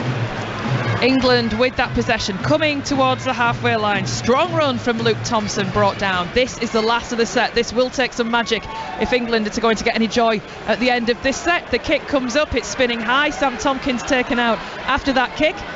May takes the ball from the kick, and work is done by the England defence. Just seeing if Watkins are a little slow, a little getting away a bit gingerly from that tackle, but I think he's fine, just maybe being cautious. The England centre as Samoa, I think a drop ball there, surely, no, somehow To'o keeps that ball alive, and I think Samoa are asking for a 6 again, but nothing given, and they're on the attack, coming inside the England 40, sending their big men through. Tuilangi now on off the bench. Adapting half goes Harris Tavita, slow play the ball. It's out and away now to Luai. Luai again, trying to get the attack going with Royce Hunt down their left-hand side. This is the last of the set for Samoa. 15 metres out from the line. Milford with a little pass to Lafai. England just scoop that ball just the right side of the whitewash to avoid a dropout. And again, a lot of work to do as Dom Young comes around the back to try and break forward. Just cuts a bit of breathing space between the try line and where the ball is. England with a lot to do here. Yeah, and there's a few hands on knees there. There's a few bent over bodies for England, so they're doing it tough at the minute. All the pressures come from Samoa as we see Callum Watkins receiving treatment in the background. Yeah, their ability to pass and offload in this game has been fantastic. Again, we've seen Kiwis do it last night. The first time they'd really played rugby, and Samoa doing the same now, and it's hurting England, as did it Australia last night. Kick comes long downfield from England, it's a great splitting kick. The fullback and the winger beautifully, and that will stop just short of the try line, forcing Suoli'i to pick it up and play it and come forward, and he is tackled. Good work then from England. Yeah, it's a great kick. I think it was Tompkins who kicked the ball. Like as you say, he split the winger and fullback, and they did a good job on the chase as well. But again, it's Samoa who come down this left edge. Obviously spotted a weakness there, and they're churning up the metres. To be fair, they're pushing now. We've seen the winger running across, and it's Milford who pushes into that hole. He doesn't get it on this occasion, but there's some alarm bells there. They're really, they look like they're having fun Samoa with the ball, and they're passing, they're being brave, and it's working for them. That pendulum swinging back to the side in blue. Samoa lead by 16 points to 12. Up the centre of the field, Papali'i brought down. Again, Samoa appealing, not given anything by the referee. This is the last of the set. The kick goes in again, and again it's in the arms of Dom Young, who can't take it. He drops it straight through, bounces up, recollects it. Knock on from England, 5 metres out. This is danger now from Samoa. Yeah, and I'm just, I'm not going to read Sean Wayne's lips as we see him on the screen there, because I can't say it over on radio, but I can assure you his blood pressure's rising as we speak. It's a really schoolboy error from Dom Young, and I guess it's a death of 1,000 cuts for Samoa. They're just chipping away. Luai's mixing up his game really well. Is he going to run? Is he going to kick? Well, that time he said, you know what, England are dying a death here. I'm going to keep piling pressure on. They just chipped into that 10 metre by 10 metre corner there, right on Dom Young's head, and the easiest of takes, no real pressure. And he's just spilled it. So lack of concentration from Dom Young there. 55 minutes gone. Samoa leading 16-12. A scrum 10 metres out. A crucial part of the game. A crucial set for Samoa. The ball goes to Crichton. He's brought down by England, who really need to tackle like their lives depend on it now, as they are penalised for being offside. Well, this is a big call. Can they go for two? I'm not a scrum infringement. I don't think you can you? They used to can't. They changed the rules that many times with the scrums, but again, more pressure. We see it all the time. You can actually get sin bin because it's a technical foul. It's being offside from scrums now. So it looks like they're gonna tap the ball. Yeah, they're just getting organised now, Samoa. But it's tough moments for England. It almost looks like Samoa aren't sure what they want to do with it. If it was me, I'd run it. They must be confident. They're probably as confused as me whether you can kick it or not. So you don't know what the ref's saying. But they've tapped it anyway. They've laid a line there. They've just got to the middle of the post with 5 tackles to go. Driving through, big drive coming through from the big forward Josh Papali'i. He's brought down just short of the line. Played the ball, comes out towards the left. It's Luai. Luai finds space. They've got a man with Lafai. Tim Lafai is in for his second try of the game. How crucial will that be, deciding which team it will be going through to the World Cup final? Samoa's lead is extended to 20 points to 12. Yeah, and I've mentioned this guy before. He's not the star of the show, but Aris Tavita, he's come on there as a substitute hooker. And what I'll say is, after his initial first 2 minutes, which were clumsy, his service from dummy half's been fantastic. His defence has been fantastic. I think he's made a real impression, but quite an achiever in this game. Well, he started with his pass right from dummy half. It's sharp. Milford's got it away. It's sharp. And then Luai's beat his man. He's got that left foot step, put Lafai away. They just run out of numbers, did England. They've rushed the defence. They've rushed Luai, tried to kill him dead. And they missed it. If you're going to kill, if you're going to rush up high, you've got to make your tackles. They've not made them, and it's Watkins, it's Wellesby, the left flailing, and it's Lafai who's got in for his second try. He's having a fantastic game. I think him, along with Luai and Suasoali, he's fantastic. They're the difference. Tim Lafai had scored 4 tries coming into the game this afternoon. That was his 6th of the World Cup.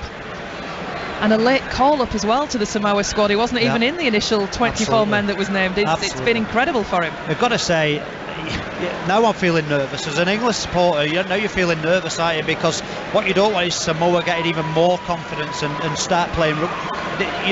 All the Islanders, they love to play rugby, don't they? They love the ball in their hand. They love expressing themselves, and when they start to look like they're having fun, well, that's a dangerous time, because England is chasing shadows, and that's what it's been for the last 5 to 10 minutes now. This is Samoa at their best as he lines up this conversion. Oosh. And it's a tough angle for him, left foot kicker from the left edge, and he's just missed it. So England's still in it. It's only 20 points to 12, but it's a big 8 points, because Samoa look really, really confident and energised. England look a little bit bewildered, a little bit flat. The body language is not great. So we prepare to get started again as the PA tries to get the crowd up behind the England side. Predominantly England fans in this stadium.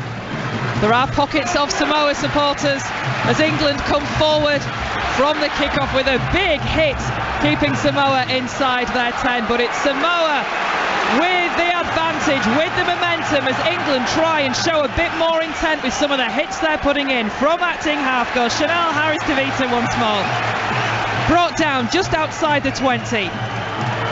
Up the centre of the field now, Papali'i 3 England defenders, the big men of Samoa, trying to lay that platform, and as you're tackling men of that size, it will be absolutely energy sapping for England, who really are having to work hard. They've worked hard. This is the last of the set. They've kept Samoa back inside their own 40. A long kick comes downfield from Milford. It's taken by Makinson. What can he do with it? He's come up with some magic in this tournament so far. He takes a tackle this time just inside the 20. Tompkins from acting half, centre of the field. England trying to find a way through. Again, a quick play, the ball is urged. Extra metres made, coming outside the 40. Welsby driven to the ground. At acting half is Radley. Takes it himself before offloading to Tompkins. Gives it to Watkins. Can they find Joy? Tompkins gets the offload from Watkins. He's brought down. Tackle comes in just outside the 20. Radley at acting half gives it to Williams. Little hop and a skip as he attacks that line of blue. This is the last. England just inside the 20. Short ball goes to Tompkins, who puts a grubber kick through to space.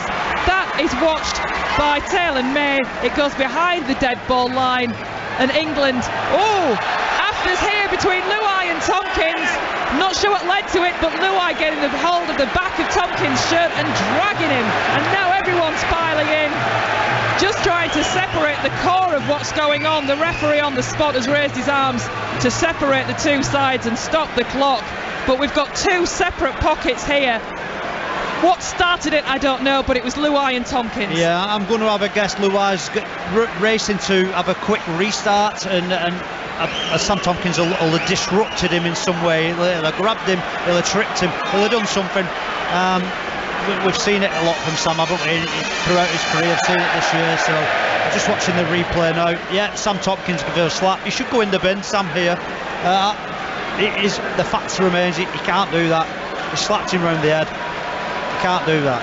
I would argue that it might be following him would be Luai, for the way he races after him and just grabs him by the collar and hauls him to the ground. The referee then, let's see what he's thinking on the pitch. The boos is just what's been shown on the big screen, is what we've just described to you. It's really dumb though from Sam. I'm not sure why he's doing that. Get on with the game. This helps Samoa, to be honest. I've spoke about it before. It's scruffy, disruption, energise them. So yeah, I'm not sure. I think Sam's gone in the bin here. Maybe Luai follows. But it's definitely penalties to Samoa. The referee just pulling out Sam Tompkins for a word. The disciplinary committee is going to be busy this week. I think this is potentially, we've got two incidents already on report from the first half of this game. This is surely could be a third. Well, this is a nonsense one, isn't it? Yeah. You've got your 2 brackets of incidents, like your foul play, and then your petulance, if you like, and this falls into the latter. So scruffy, telling off, 2 minutes wasted whilst we all have a chat and a whinge, and then we get on with it. But do you really want to poke the bear? Do you really want to wind someone up and give them extra firepower? I'm not sure about that. That's not the smartest move.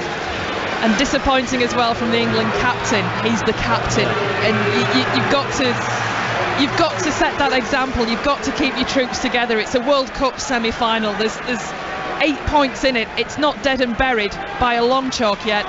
He needs to keep his head, Sam Tompkins. As the ball comes loose out of the ruck, and it's picked up by England, and it goes to Dom Young. Young tries to find space around the outside. The defence closes him down, but England again taking advantage of a loose ball, find themselves 5 metres away from the touchline. Play on, says the referee. Radley with the ball. Tompkins on his knees, has to fall to his knees to take that pass. And the tackle comes in. I thought for a second he was going to try and get rid of it, but decided safely to hang on to the ball. Cooper now going through for England. Offload goes back. They lose a few metres, do England. And Welsby picks it up. He's met by Crichton and hauled by the shirt a few metres further back as well, as the kick comes through from George Williams. The chase looks good, but somehow Samoa's defence gets there. England almost with too much time to think about that, but at least they're forced to drop out.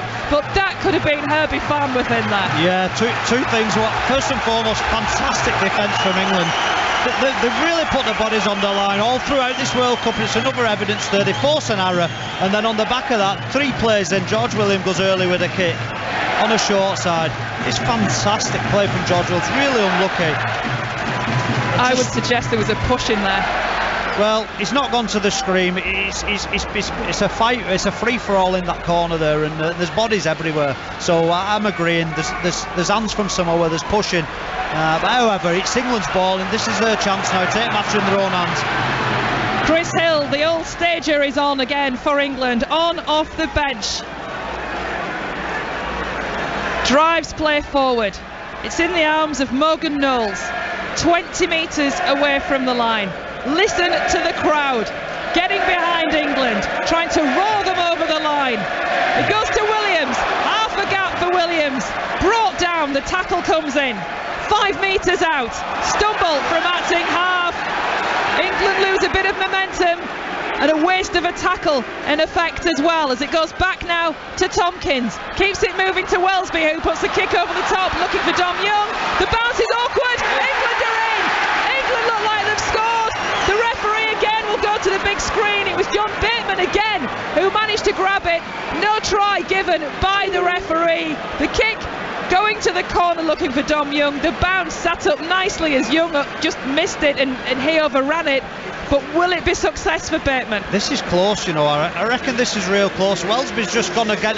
He's gone early on the kick this time on the other side. And as you say, you look. I was just going to say, whoa, he's gone early. It's a bad kick. However, it just bounced. As we know, the rugby ball bounces all different directions. It's bounced straight back in. And as the replay's just going now, just a little bit tight defensively. Samoa, he's spotted an opportunity. Dom Young's held his chalk there. He's held his touchline really well. As the ball no. The ball's bounced on the dead ball line. So it'll be a 22-metre tap to Samoa. We won't need much looking at this one. We're going through it again, just on a closer angle. Yeah. So it's not going to be a try, but Radley's on at hooker as well. They took McIlroy off about 3-4 sets ago, so they've obviously felt that Samoa were just getting a little bit of a headwind into that middle area and really wanted to throw everything at Samoa aggressively. Not that McIlroy's not, but a little bit bigger with Radley in there. As we look at this, we're called as a 22 tap, but he's actually given a penalty for offside. Yeah. To England, so Samoa have been called offside. So will this swing things back the way of England?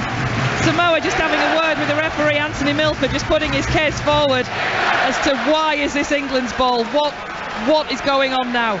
Well, they never called it live, did they? But I guess the fact that they went to the referee, to the video referee, then he's picked it up. So right decision, no matter what. So they've got the right outcome in the end. That's all that matters. England drive forward. A big hit coming in on Mike McMeekan, another player on off the bench. He will run straight and hard. Never takes a backward step. McMeekan, the Catalan player, plays it to Radley. It goes to Tompkins. 10 metres out.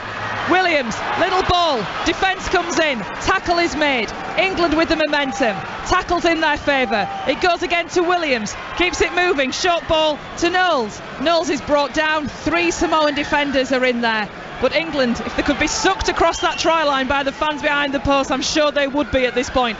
Tompkins keeping it moving, good ball to Farnworth, Farnworth goes for the line, Farnworth is in! Herbie Farnworth gets the try for England! England are back in this game. Well, here we go. It's Farnworth again. He's hit that short lead in and around Milford. A lot of England's players been thrown in and around Milford. They've played the lead on him a couple of times. He's gone to the big screen, hasn't he? The referee, I think, has gone to the big screen. I don't think it's given yet, is it? I think he's gone to. If he has, he's gone to the ground, and for me, I'm not seeing any problem. You look at the reaction of the England players and the Samoan players.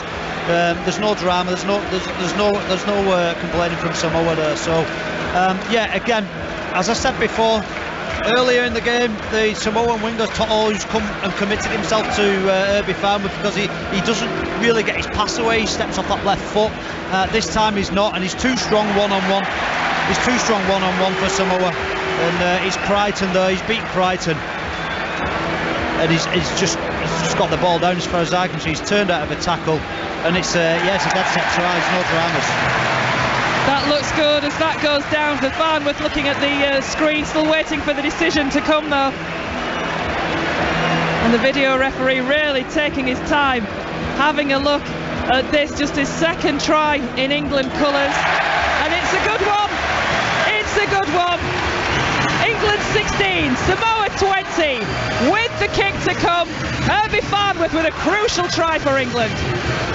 Well, this is going to be a big 15 minutes, isn't it? After the kick's finished, there'll be 15 minutes left, and well, it's going to be real tense. So what I will say, the fans, the crowd, the stadium's just come alive in this last 5 to 10 minutes, really encouraged England, and have they responded defensively? They've been so aggressive, the energy that they've shown, they've forced errors, they've got a couple of calls go their way, but absolutely deserved everything they're getting at the minute, England. And this kick's a real big one. He's been really consistent with the boot, as Tommy Makinson, so I expect this to go over to just put him in within 2 points and touching this distance of Samoa. 62 points this tournament for Tommy Makinson. If he can kick this, he will become clear the leading point scorer. It will put him 2 points ahead of Australia's Nathan Cleary. And I don't need to tell you whether that was successful or not. The crowd has done that job. 18 points to 20 is the scoreline here at the Emirates Stadium. England 18, Samoa 20.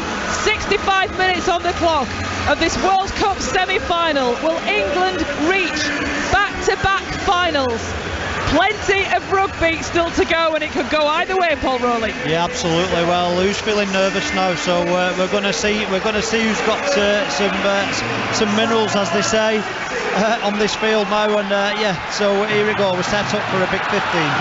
Chris Hill drives it through on the first for England from the kickoff that went long downfield, taken in the 10.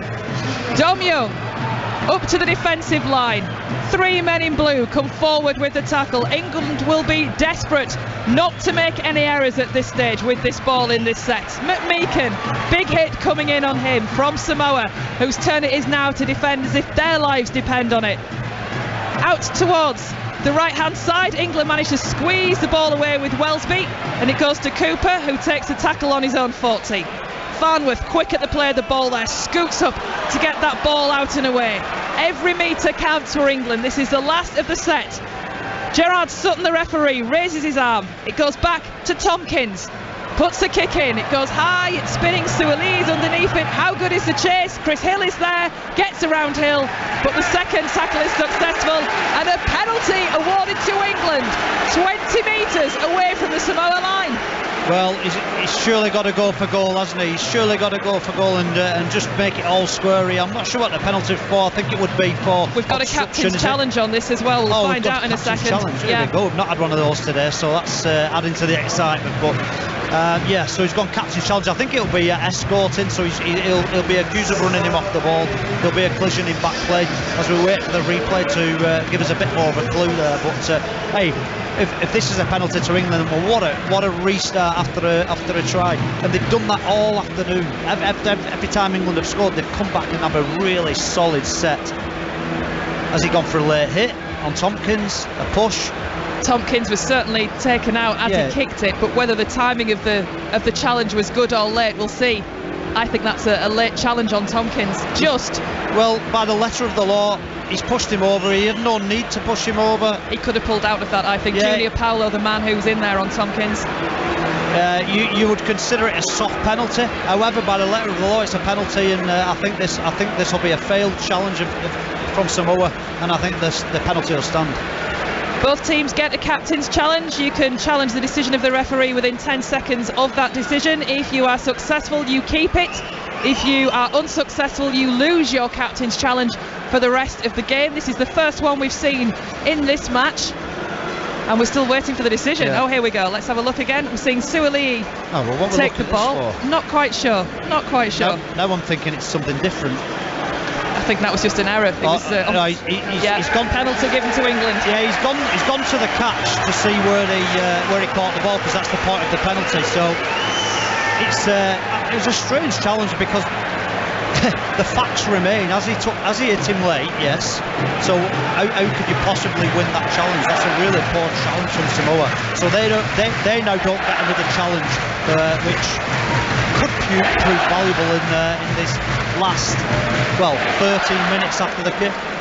So Suoli took that ball with the catch 15 metres out. England, with the penalty, have elected to go for goal.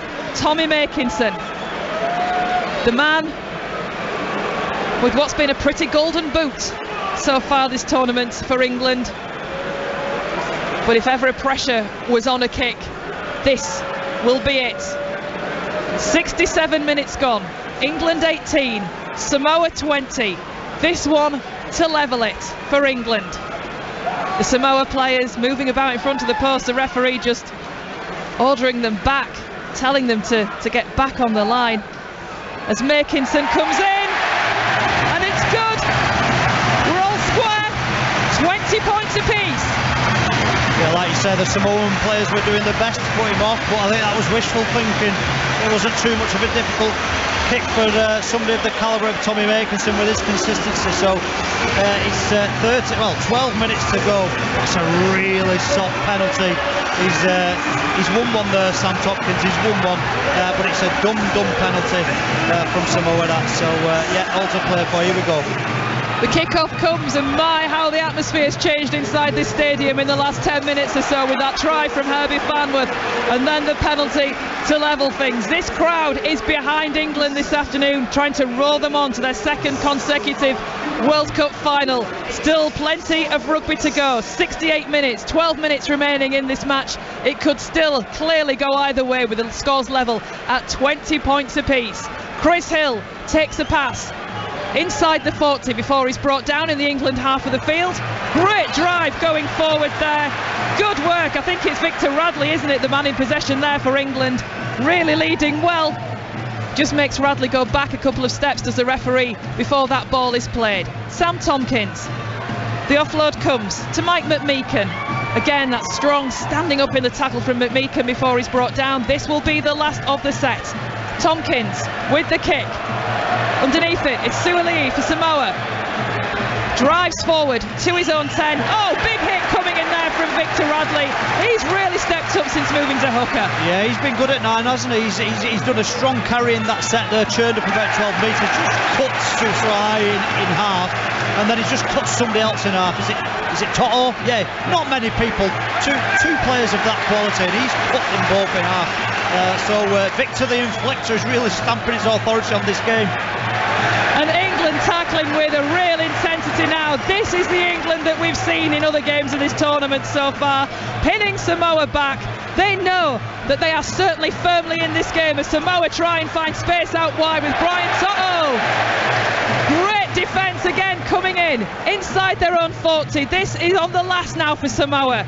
Milford, long kick downfield. Makinson, cool as a cucumber in the back, takes it on his own 10. Long ball goes out to Dominic Young, and it's a 21-year-old given the responsibility of carrying it in on the first. Yeah, you've got to say England winning territory battle just now. The defence there, well, it has been for the last 15-20 minutes, if I'm being honest. It's stepped up a level, so intense, and they really restricted Samoa's metres there, so they're winning territory now. England already creeping up to halfway line on the second carry.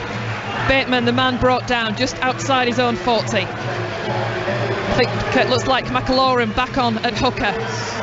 Radley takes it through just inside the Samoan half of the field. You can imagine what the atmosphere will be like if England are successful with more points on the board. Chris Hill going forward. Plenty of work though still to do if that is going to happen. This is the last of the set. It's with Williams, who puts the kick up. Makinson is there. He chases down Toto, who takes the ball for Samoa, and the tackle is made. And again, England with the task of trying to keep Samoa back inside their own 10. Yeah, the pressure builds. England have found energy, haven't they? They just look enthused. They look like sprinters on this defensive line. They're all lean forward, ready to sprint forward. And you're just waiting now that Samoa mistake, because they're letting England in that front door, and England are going to take this opportunity, I'm sure. Samoa play the ball on their own 20, attacking with Lafai at the centre of the field. A good handoff coming, but a good tackle from England, really standing their ground in defence as Samoa look for a quick play of the ball. A little bit scrappy as it goes to May. Forward cry the crowd. Nothing given, and I think quite rightly so, by the referee as well. This is the last of the set. Samoa just inside the England half of the field. Ligisawa acting half. Moved along the line. It finds the scrum half Milford, who puts the kick up high, taken cleanly again by England, and it's Makinson once more, who comes around Lafai, gets through Luai as well. The tackle is made. England break just outside their 20. Here's Dom Young. They've kept him relatively quiet this afternoon of Samoa, but Young runs hard into that Samoan defensive line. Golden point will be where we find ourselves if things are all level at the final whistle as Chris Hill is brought down. Samoa now tackling strongly, keeping England back inside their own 40, battling to come to the halfway line. Strong run by Cooper, offloads to Tompkins. Here's a bit of pace from the England attack. Tackle comes in just outside the 40. England moving it out towards their left-hand side with Radley, but the ball's intercepted by Crichton. This could be the try that breaks England's hearts. Crichton raises an arm, Crichton goes in, and with just 8 minutes remaining, Samoa go back in front by 24 points to 20. Yeah, Wellesby's wanting to have a scrap in backfield now, so there's a little bit of fisticuffs, but I'm not sure who threw the pass. I'll tell you when we get the replay. I think it might be Herbie Farnworth, but we saw it in the first game. There was an intercept in that game, there's an intercept in this game. Now they've done it again, Samoa, getting up high in defence. Like I said before, they threw several cut-out passes in that first game. Samoa, if we're going to take anything from what they've done, they've learned a massive lesson from that first game, and they've got up high defensively. They've put themselves in good positions defensively to take that pass and take that ball. It's a great intercept from Crichton just by putting himself in that right position. It's Victor Radley out there who's threw the pass. Crichton's laughing from the minute he's got it. He's got a big smile on his face. He's had a great game, other than the try he let in from Farnworth, so he'll be delighted with that one. When you are in attacking position like England were and the ball is intercepted, the chances of the man who intercepts being caught are so slim, aren't they? Because everybody's got that momentum going forward, and suddenly you've got to turn. You're already on the back foot because he's had a head start intercepting it, Crichton. Well, the thing is, Victor Radley's done something he's not done all tournament. So when have we seen England pass just 4 straight passes along a line like that? They've not done that all tournament. They've gone with shape and movement. They've got into an arm wrestle for the last 20 minutes. They've been playing hard. They've been playing with shape. They've been getting a good kick away. And that looked different, didn't it? So it was lateral. It allowed Samoa to get up. They had no ruck momentum. The play that they played on, which is key in all of this, and like you just pointed out, it enabled Samoa to get up high in defence, put themselves in a good position, and Victor Radley just pushed a pass that, like I said before, he's not done it all tournament, and really unfortunate for him because he's had a tremendous last 15-20 minutes since he's come on for Mickey Mack. So the conversion attempt to come from the man that scored that try, Stephen Crichton. 2 tries for him in this game. That one could be absolutely crucial for Samoa. And here he comes with the conversion attempt, which is successful. The flags go up. 26-24. Samoa now lead. England have 6 minutes to try and turn things around. Yeah, absolutely. It's again, They can do it. That's the amazing thing. So they can do it now. They've forced plenty of errors. Samoa have made plenty of errors. We've seen it at half time. I think it was 4-all error count. So there is errors in this team. We know now they're going to have a little tilt at that right to left shift. They'll go first 3 straight right to left shift. So they've just got to be proactive defensive. We've got to force some error. We've got to come up with something now as they go short from the kickoff. Dom Young's over there, and they have got the ball back. So this is England's chance right now. So let's see what they can do with it. Inside the 40 in the Samoan half of the field. England with that possession with Radley. Gives a short pass and a few more metres gained as a result of it. The crowd again getting behind England. The ball once more with Radley. Drives up the centre of the field. He'll be brought down. England 20 metres out. It goes away to Williams now. Williams keeps it moving. Chris Hill, the man brought down. England need to get that momentum again, get the hard work done by the forwards as a drive comes through up the centre of the field, taking play to 5 metres out. This is the last of the set. McAloran with the ball long to Williams. Williams staggers, he steps, he twists, he turns, he gives it to Tompkins, who is tackled. He manages to get the ball away, but Samoa pounce on that loose ball. England there, you could just see maybe a little bit of panic, realising they've not got many more chances and just pushed it too hard.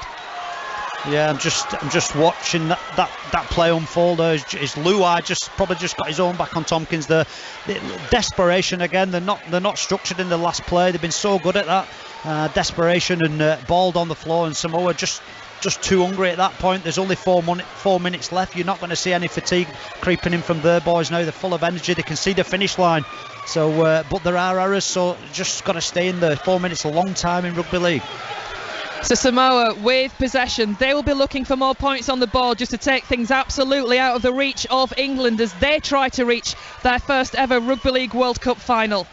This is the last of the set. Samoa on the 30 inside the England half of the field. It goes to Milford. Long, high kick.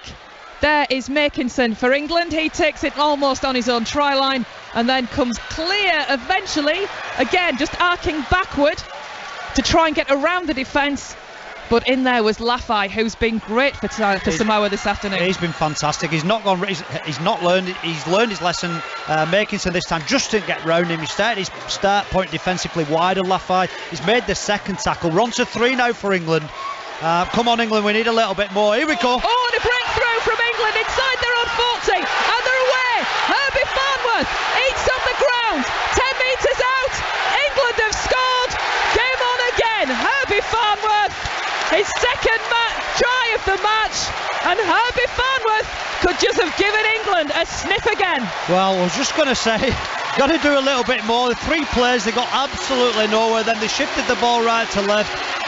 To me, England's best player, George Williams, he's the man. He's troubled Samoa all the time. He's such a brave competitor. He runs hard, he troubles them, he gets his nose through, he creates space. And Herbie Farnworth, all he needs to do is run.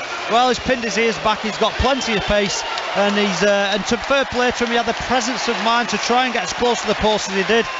And he's got a Samoa player chasing him down as well, so kickable, a lot of pressure.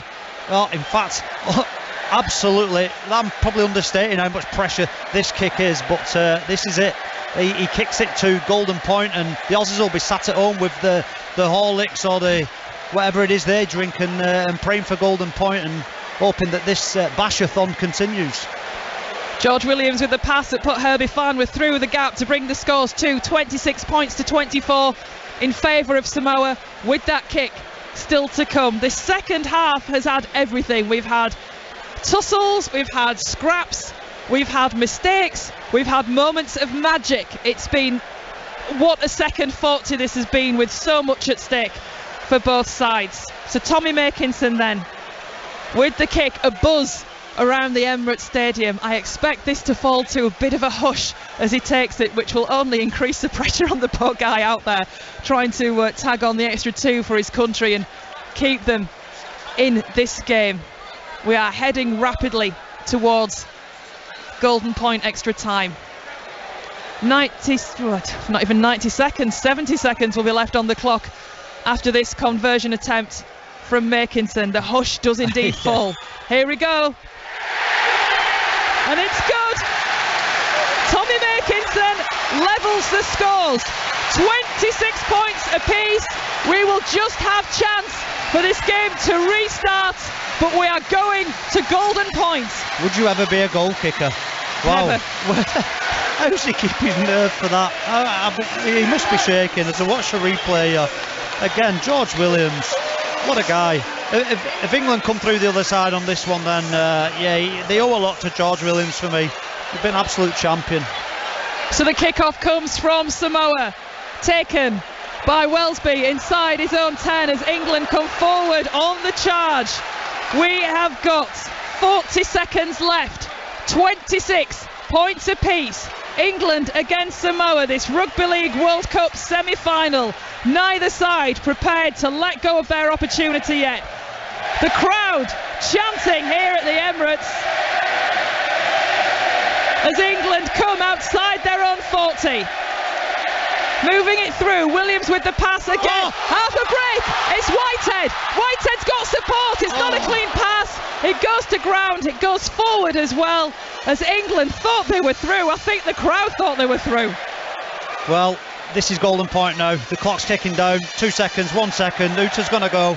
It's going to go to golden point. That was it then. That was the opportunity. Unfortunately, it just ended up going forward. The Uta's not gone Says 80 on the clock. That was it. I think the referee possibly stopped it with seconds to go. The players know it's 80 minutes, so they weren't packing down. They're kind of waiting, going, come on, somebody blow that outer, somebody blow that outer. So again, it's been that short lead. It was Whitehead again. They've hit that short lead. They've had a lot of success in and around Milford. They're worried about Williams running. It was a Williams pass to Whitehead, around Milford, around Crichton. Caused them problems all afternoon. So his running game, they're worried about him. Whitehead, the lead, the backman. They've got a lot to deal with Samoa on that right edge, and that's why Crichton's getting up high. He did get his reward earlier, but what I would say is I think England have just about edged it on terms of joy over there on that left edge. They've had a lot of joy. So well, the pressure's on. I think England have got it. They've got some kickers in the side. They've got some match winners. They've got cool heads, and I'm back in England now all the way. If you, Sean Wayne, well, yourself as a coach, what do you now say to your players? Well, I'm tapping up here and I'm only doing commentary, so if I'm being honest, Sean Wayne's got some great leaders in that team. Sean Wayne doesn't need to say anything about this. Sean Wayne was a prop, so he's got some smart players in there. So at the end of the day, they've got to take the tough carries. They've got to get down in field position, and if it's not a kickable drop goal, don't kick the drop goal. Get field position, put it in them corners, force that error. And work that way. So hey, it's a tough situation, isn't it? And but hold your nerve and play tough. I'm not sure who's going to kick off, which will be important. Who's going to get the first crack at it? Yeah, both sides in a huddle then. Samoa gathered on the 20 of the half they were defending in that second period. England on the halfway line, just taking chance as well to get a little bit of liquid on board, get a breath, get a rest. I'm just looking at Chris Hill and I almost feel sorry for him. The 35-year-old, he must be absolutely, well, fit as a flea to start with. He's fit as a fiddle, and you don't worry about him. He's fine because he's done it from being a young lad. I played alongside Illy, believe it or not, at the end of my career at Lee, so he was my wrestle partner at the time. So that's probably why I retired early. But he's loving this. This is right up his street. Don't worry about that. So it's Samoa to kick off. England get the first crack, and let's be honest, they've not had a lot of trouble getting out of the yardage most of this game. Only on one or two occasions can I remember Samoa really restricting the English meters. So do we see that right to left shift again? Do we see that danger in and around Williams Whitehead? Let's hope so. Well, we've seen England have a couple of tries disallowed by the video referee. Samoa taking their opportunities. 26 points apiece. Here we go then, golden point extra time in the Rugby League World Cup semi-final. England against Samoa at the Emirates. Full commentary here, 5 Sports Extra, as England receive the kick-off, playing still from left to right. The sides haven't changed ends from when it finished at the end of normal time. Chris Hill then, the man in possession for England, just coming outside the 20. Samoa in there with the tackle. It's been an energy-sapping afternoon, no doubt, for both sides. Some of the hits they've been putting in defence, but they've got to go a little bit longer before we know who will meet Australia in the final next Saturday at Old Trafford. Tompkins for England, good hands. Oh no, they're coming in from Jack Welsby, picked up by Jerome Luai. Great cover coming in with the tackle from Mike McMeekan, but it's Samoa in possession with a full set of 6 just outside the England 20. This is dangerous. Yeah, absolutely. They've got a little bit sloppy in attack, England. Again, I spoke about Samoa being slow around the corner defensively. They played the ball quicker, they had him. They only had 3 defenders there, but they didn't. And they've gone on a big left to right shift. It's not worked for them all afternoon, as Luai's getting up high in defence and closing things down. Well, they're just setting up nicely. They're 10 metres out, right in front of the black dot. This is it now. Suali'i brought down just inside the 10. The ball goes back, waiting for it. Oh, charge down, waiting for it was Anthony Milford. England charge down and get possession back. It's Farnworth that's got the ball. Milford in a superb position for that drop goal attempt to try and win it for Samoa. But what great work coming in from England. Yeah, fantastic. Obviously, we all knew it was there. It was the time, so... well, what can you say? It's just the energy and the commitment from England. This game's never ended. It's just stop-start. It's unbelievable, really. Where'd they getting the energy from?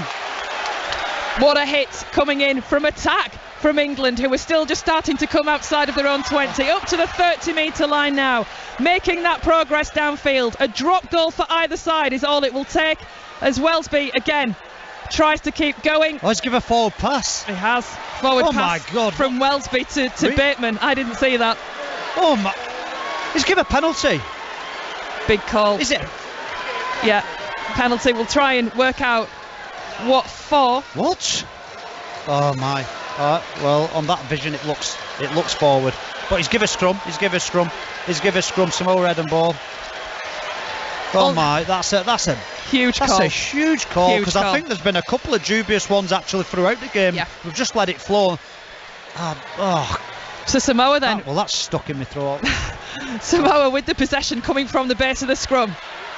England having to defend. Samoa looking to edge their way inside the England half of the field to get themselves set up for an opportunity of getting the point. 26 points apiece. We are into golden point, extra time here at the Emirates for a place in the Rugby League World Cup final. The ball is with Papali'i. Drives through, he looks, he twists, he turns, tries to get the pass away, he can't. They'll go early. The tackle comes in from England. He's back there waiting for it. 2 men back there waiting for it. Crichton with a drop goal attempt. And it's successful. The referee raises his arm. Samoa go in front by 27 points to 26. And with that, earn their place in their first ever Rugby League World Cup final. They will face Australia next week. And England's players are absolutely disconsolate in their half of the field. Bodies laid out on the pitch. What an effort from Sean Wayne's men. Yeah, I mean, you do commentary, you look for something technical, and I think for these last 5 or 10 minutes I've given you nothing, because realistically it was just a war of attrition. One bloke running at another bloke as hard as they can and belting him with everything he's got. There's so much energy, so much commitment. Well, we've witnessed an absolute war out there, and this semi-final last night, it's had everything, hasn't it? It's had heartbreak, it's had glory, and unfortunately for England tonight, it's Samoa's glory and England's heartbreak, and just like the Kiwis were, and Michael Maguire was of New Zealand. Well, I think Sean Wayne can only be proud of the efforts of the England team, but yeah, it'll take a while to get over this one. It'll take a while. England's players in that second half, they gave absolutely everything. You can see they've left nothing out there by their body language on the pitch. They are all absolutely gutted. There's no other way I can put into words the body language at the moment of the England players. Probably a disappointing first half, just left them with too big a task in the second half, but what a second 40 we saw. Yeah, I mean, there'll be some regrets, won't there? In the manner of Samoa's tries, probably the one from dummy half, really, he's going to hurt. But yeah, again, it's been a war of attrition, and we can't have any complaints with effort, that's for sure. We can't have any complaints with how good they've been for the entirety of this World Cup. But this is Samoa's day, and I must say they deserve the win. And the story of Samoa is, from game one to now, well, what an incline that has been. So it really is a tremendous story and a wonderful story for Samoa. So congratulations to them. And like I say, this one stings a bit. I think everybody's shell-shocked. Jerome Luai given the man of the match performance. We'll get some reaction as well to this in just a second or two's time. We will be speaking to one of the players who had a great afternoon in a Samoa shirt, Tim Lafai. Just describe how that feels now for you. Yeah. Very emotional for all the boys, the team, now Samoa Island, the people who were behind us all the way. That meant everything, and you can see it out there on the field. We left it all out there on the field. We've got a familiar voice at the side of us. Timmy, it's Rolls. Hey, Rosie. Hey, well done, hey, mate. Coach. Well done, buddy. Thanks, mate. Listen, what did you speak about on edges defensively? That's my centre, bro. Yeah. Love you, so. They got you on edges in game one. They got you on short sides. What was your chat on edges? Yeah, look, we knew that they love the short side. They're number one at it. We had to ask a lot from our big boys to work that extra hard, because they got freakish talent out there. So, for 80 minutes, big raps to our big boys for travelling there, because we needed them to turn up, and they did. Yeah, good, Timmy. Listen, I'm an Englishman, so you broke my heart, but I'm proud of you, mate. Well done. Thanks, Coach. Appreciate it, mate.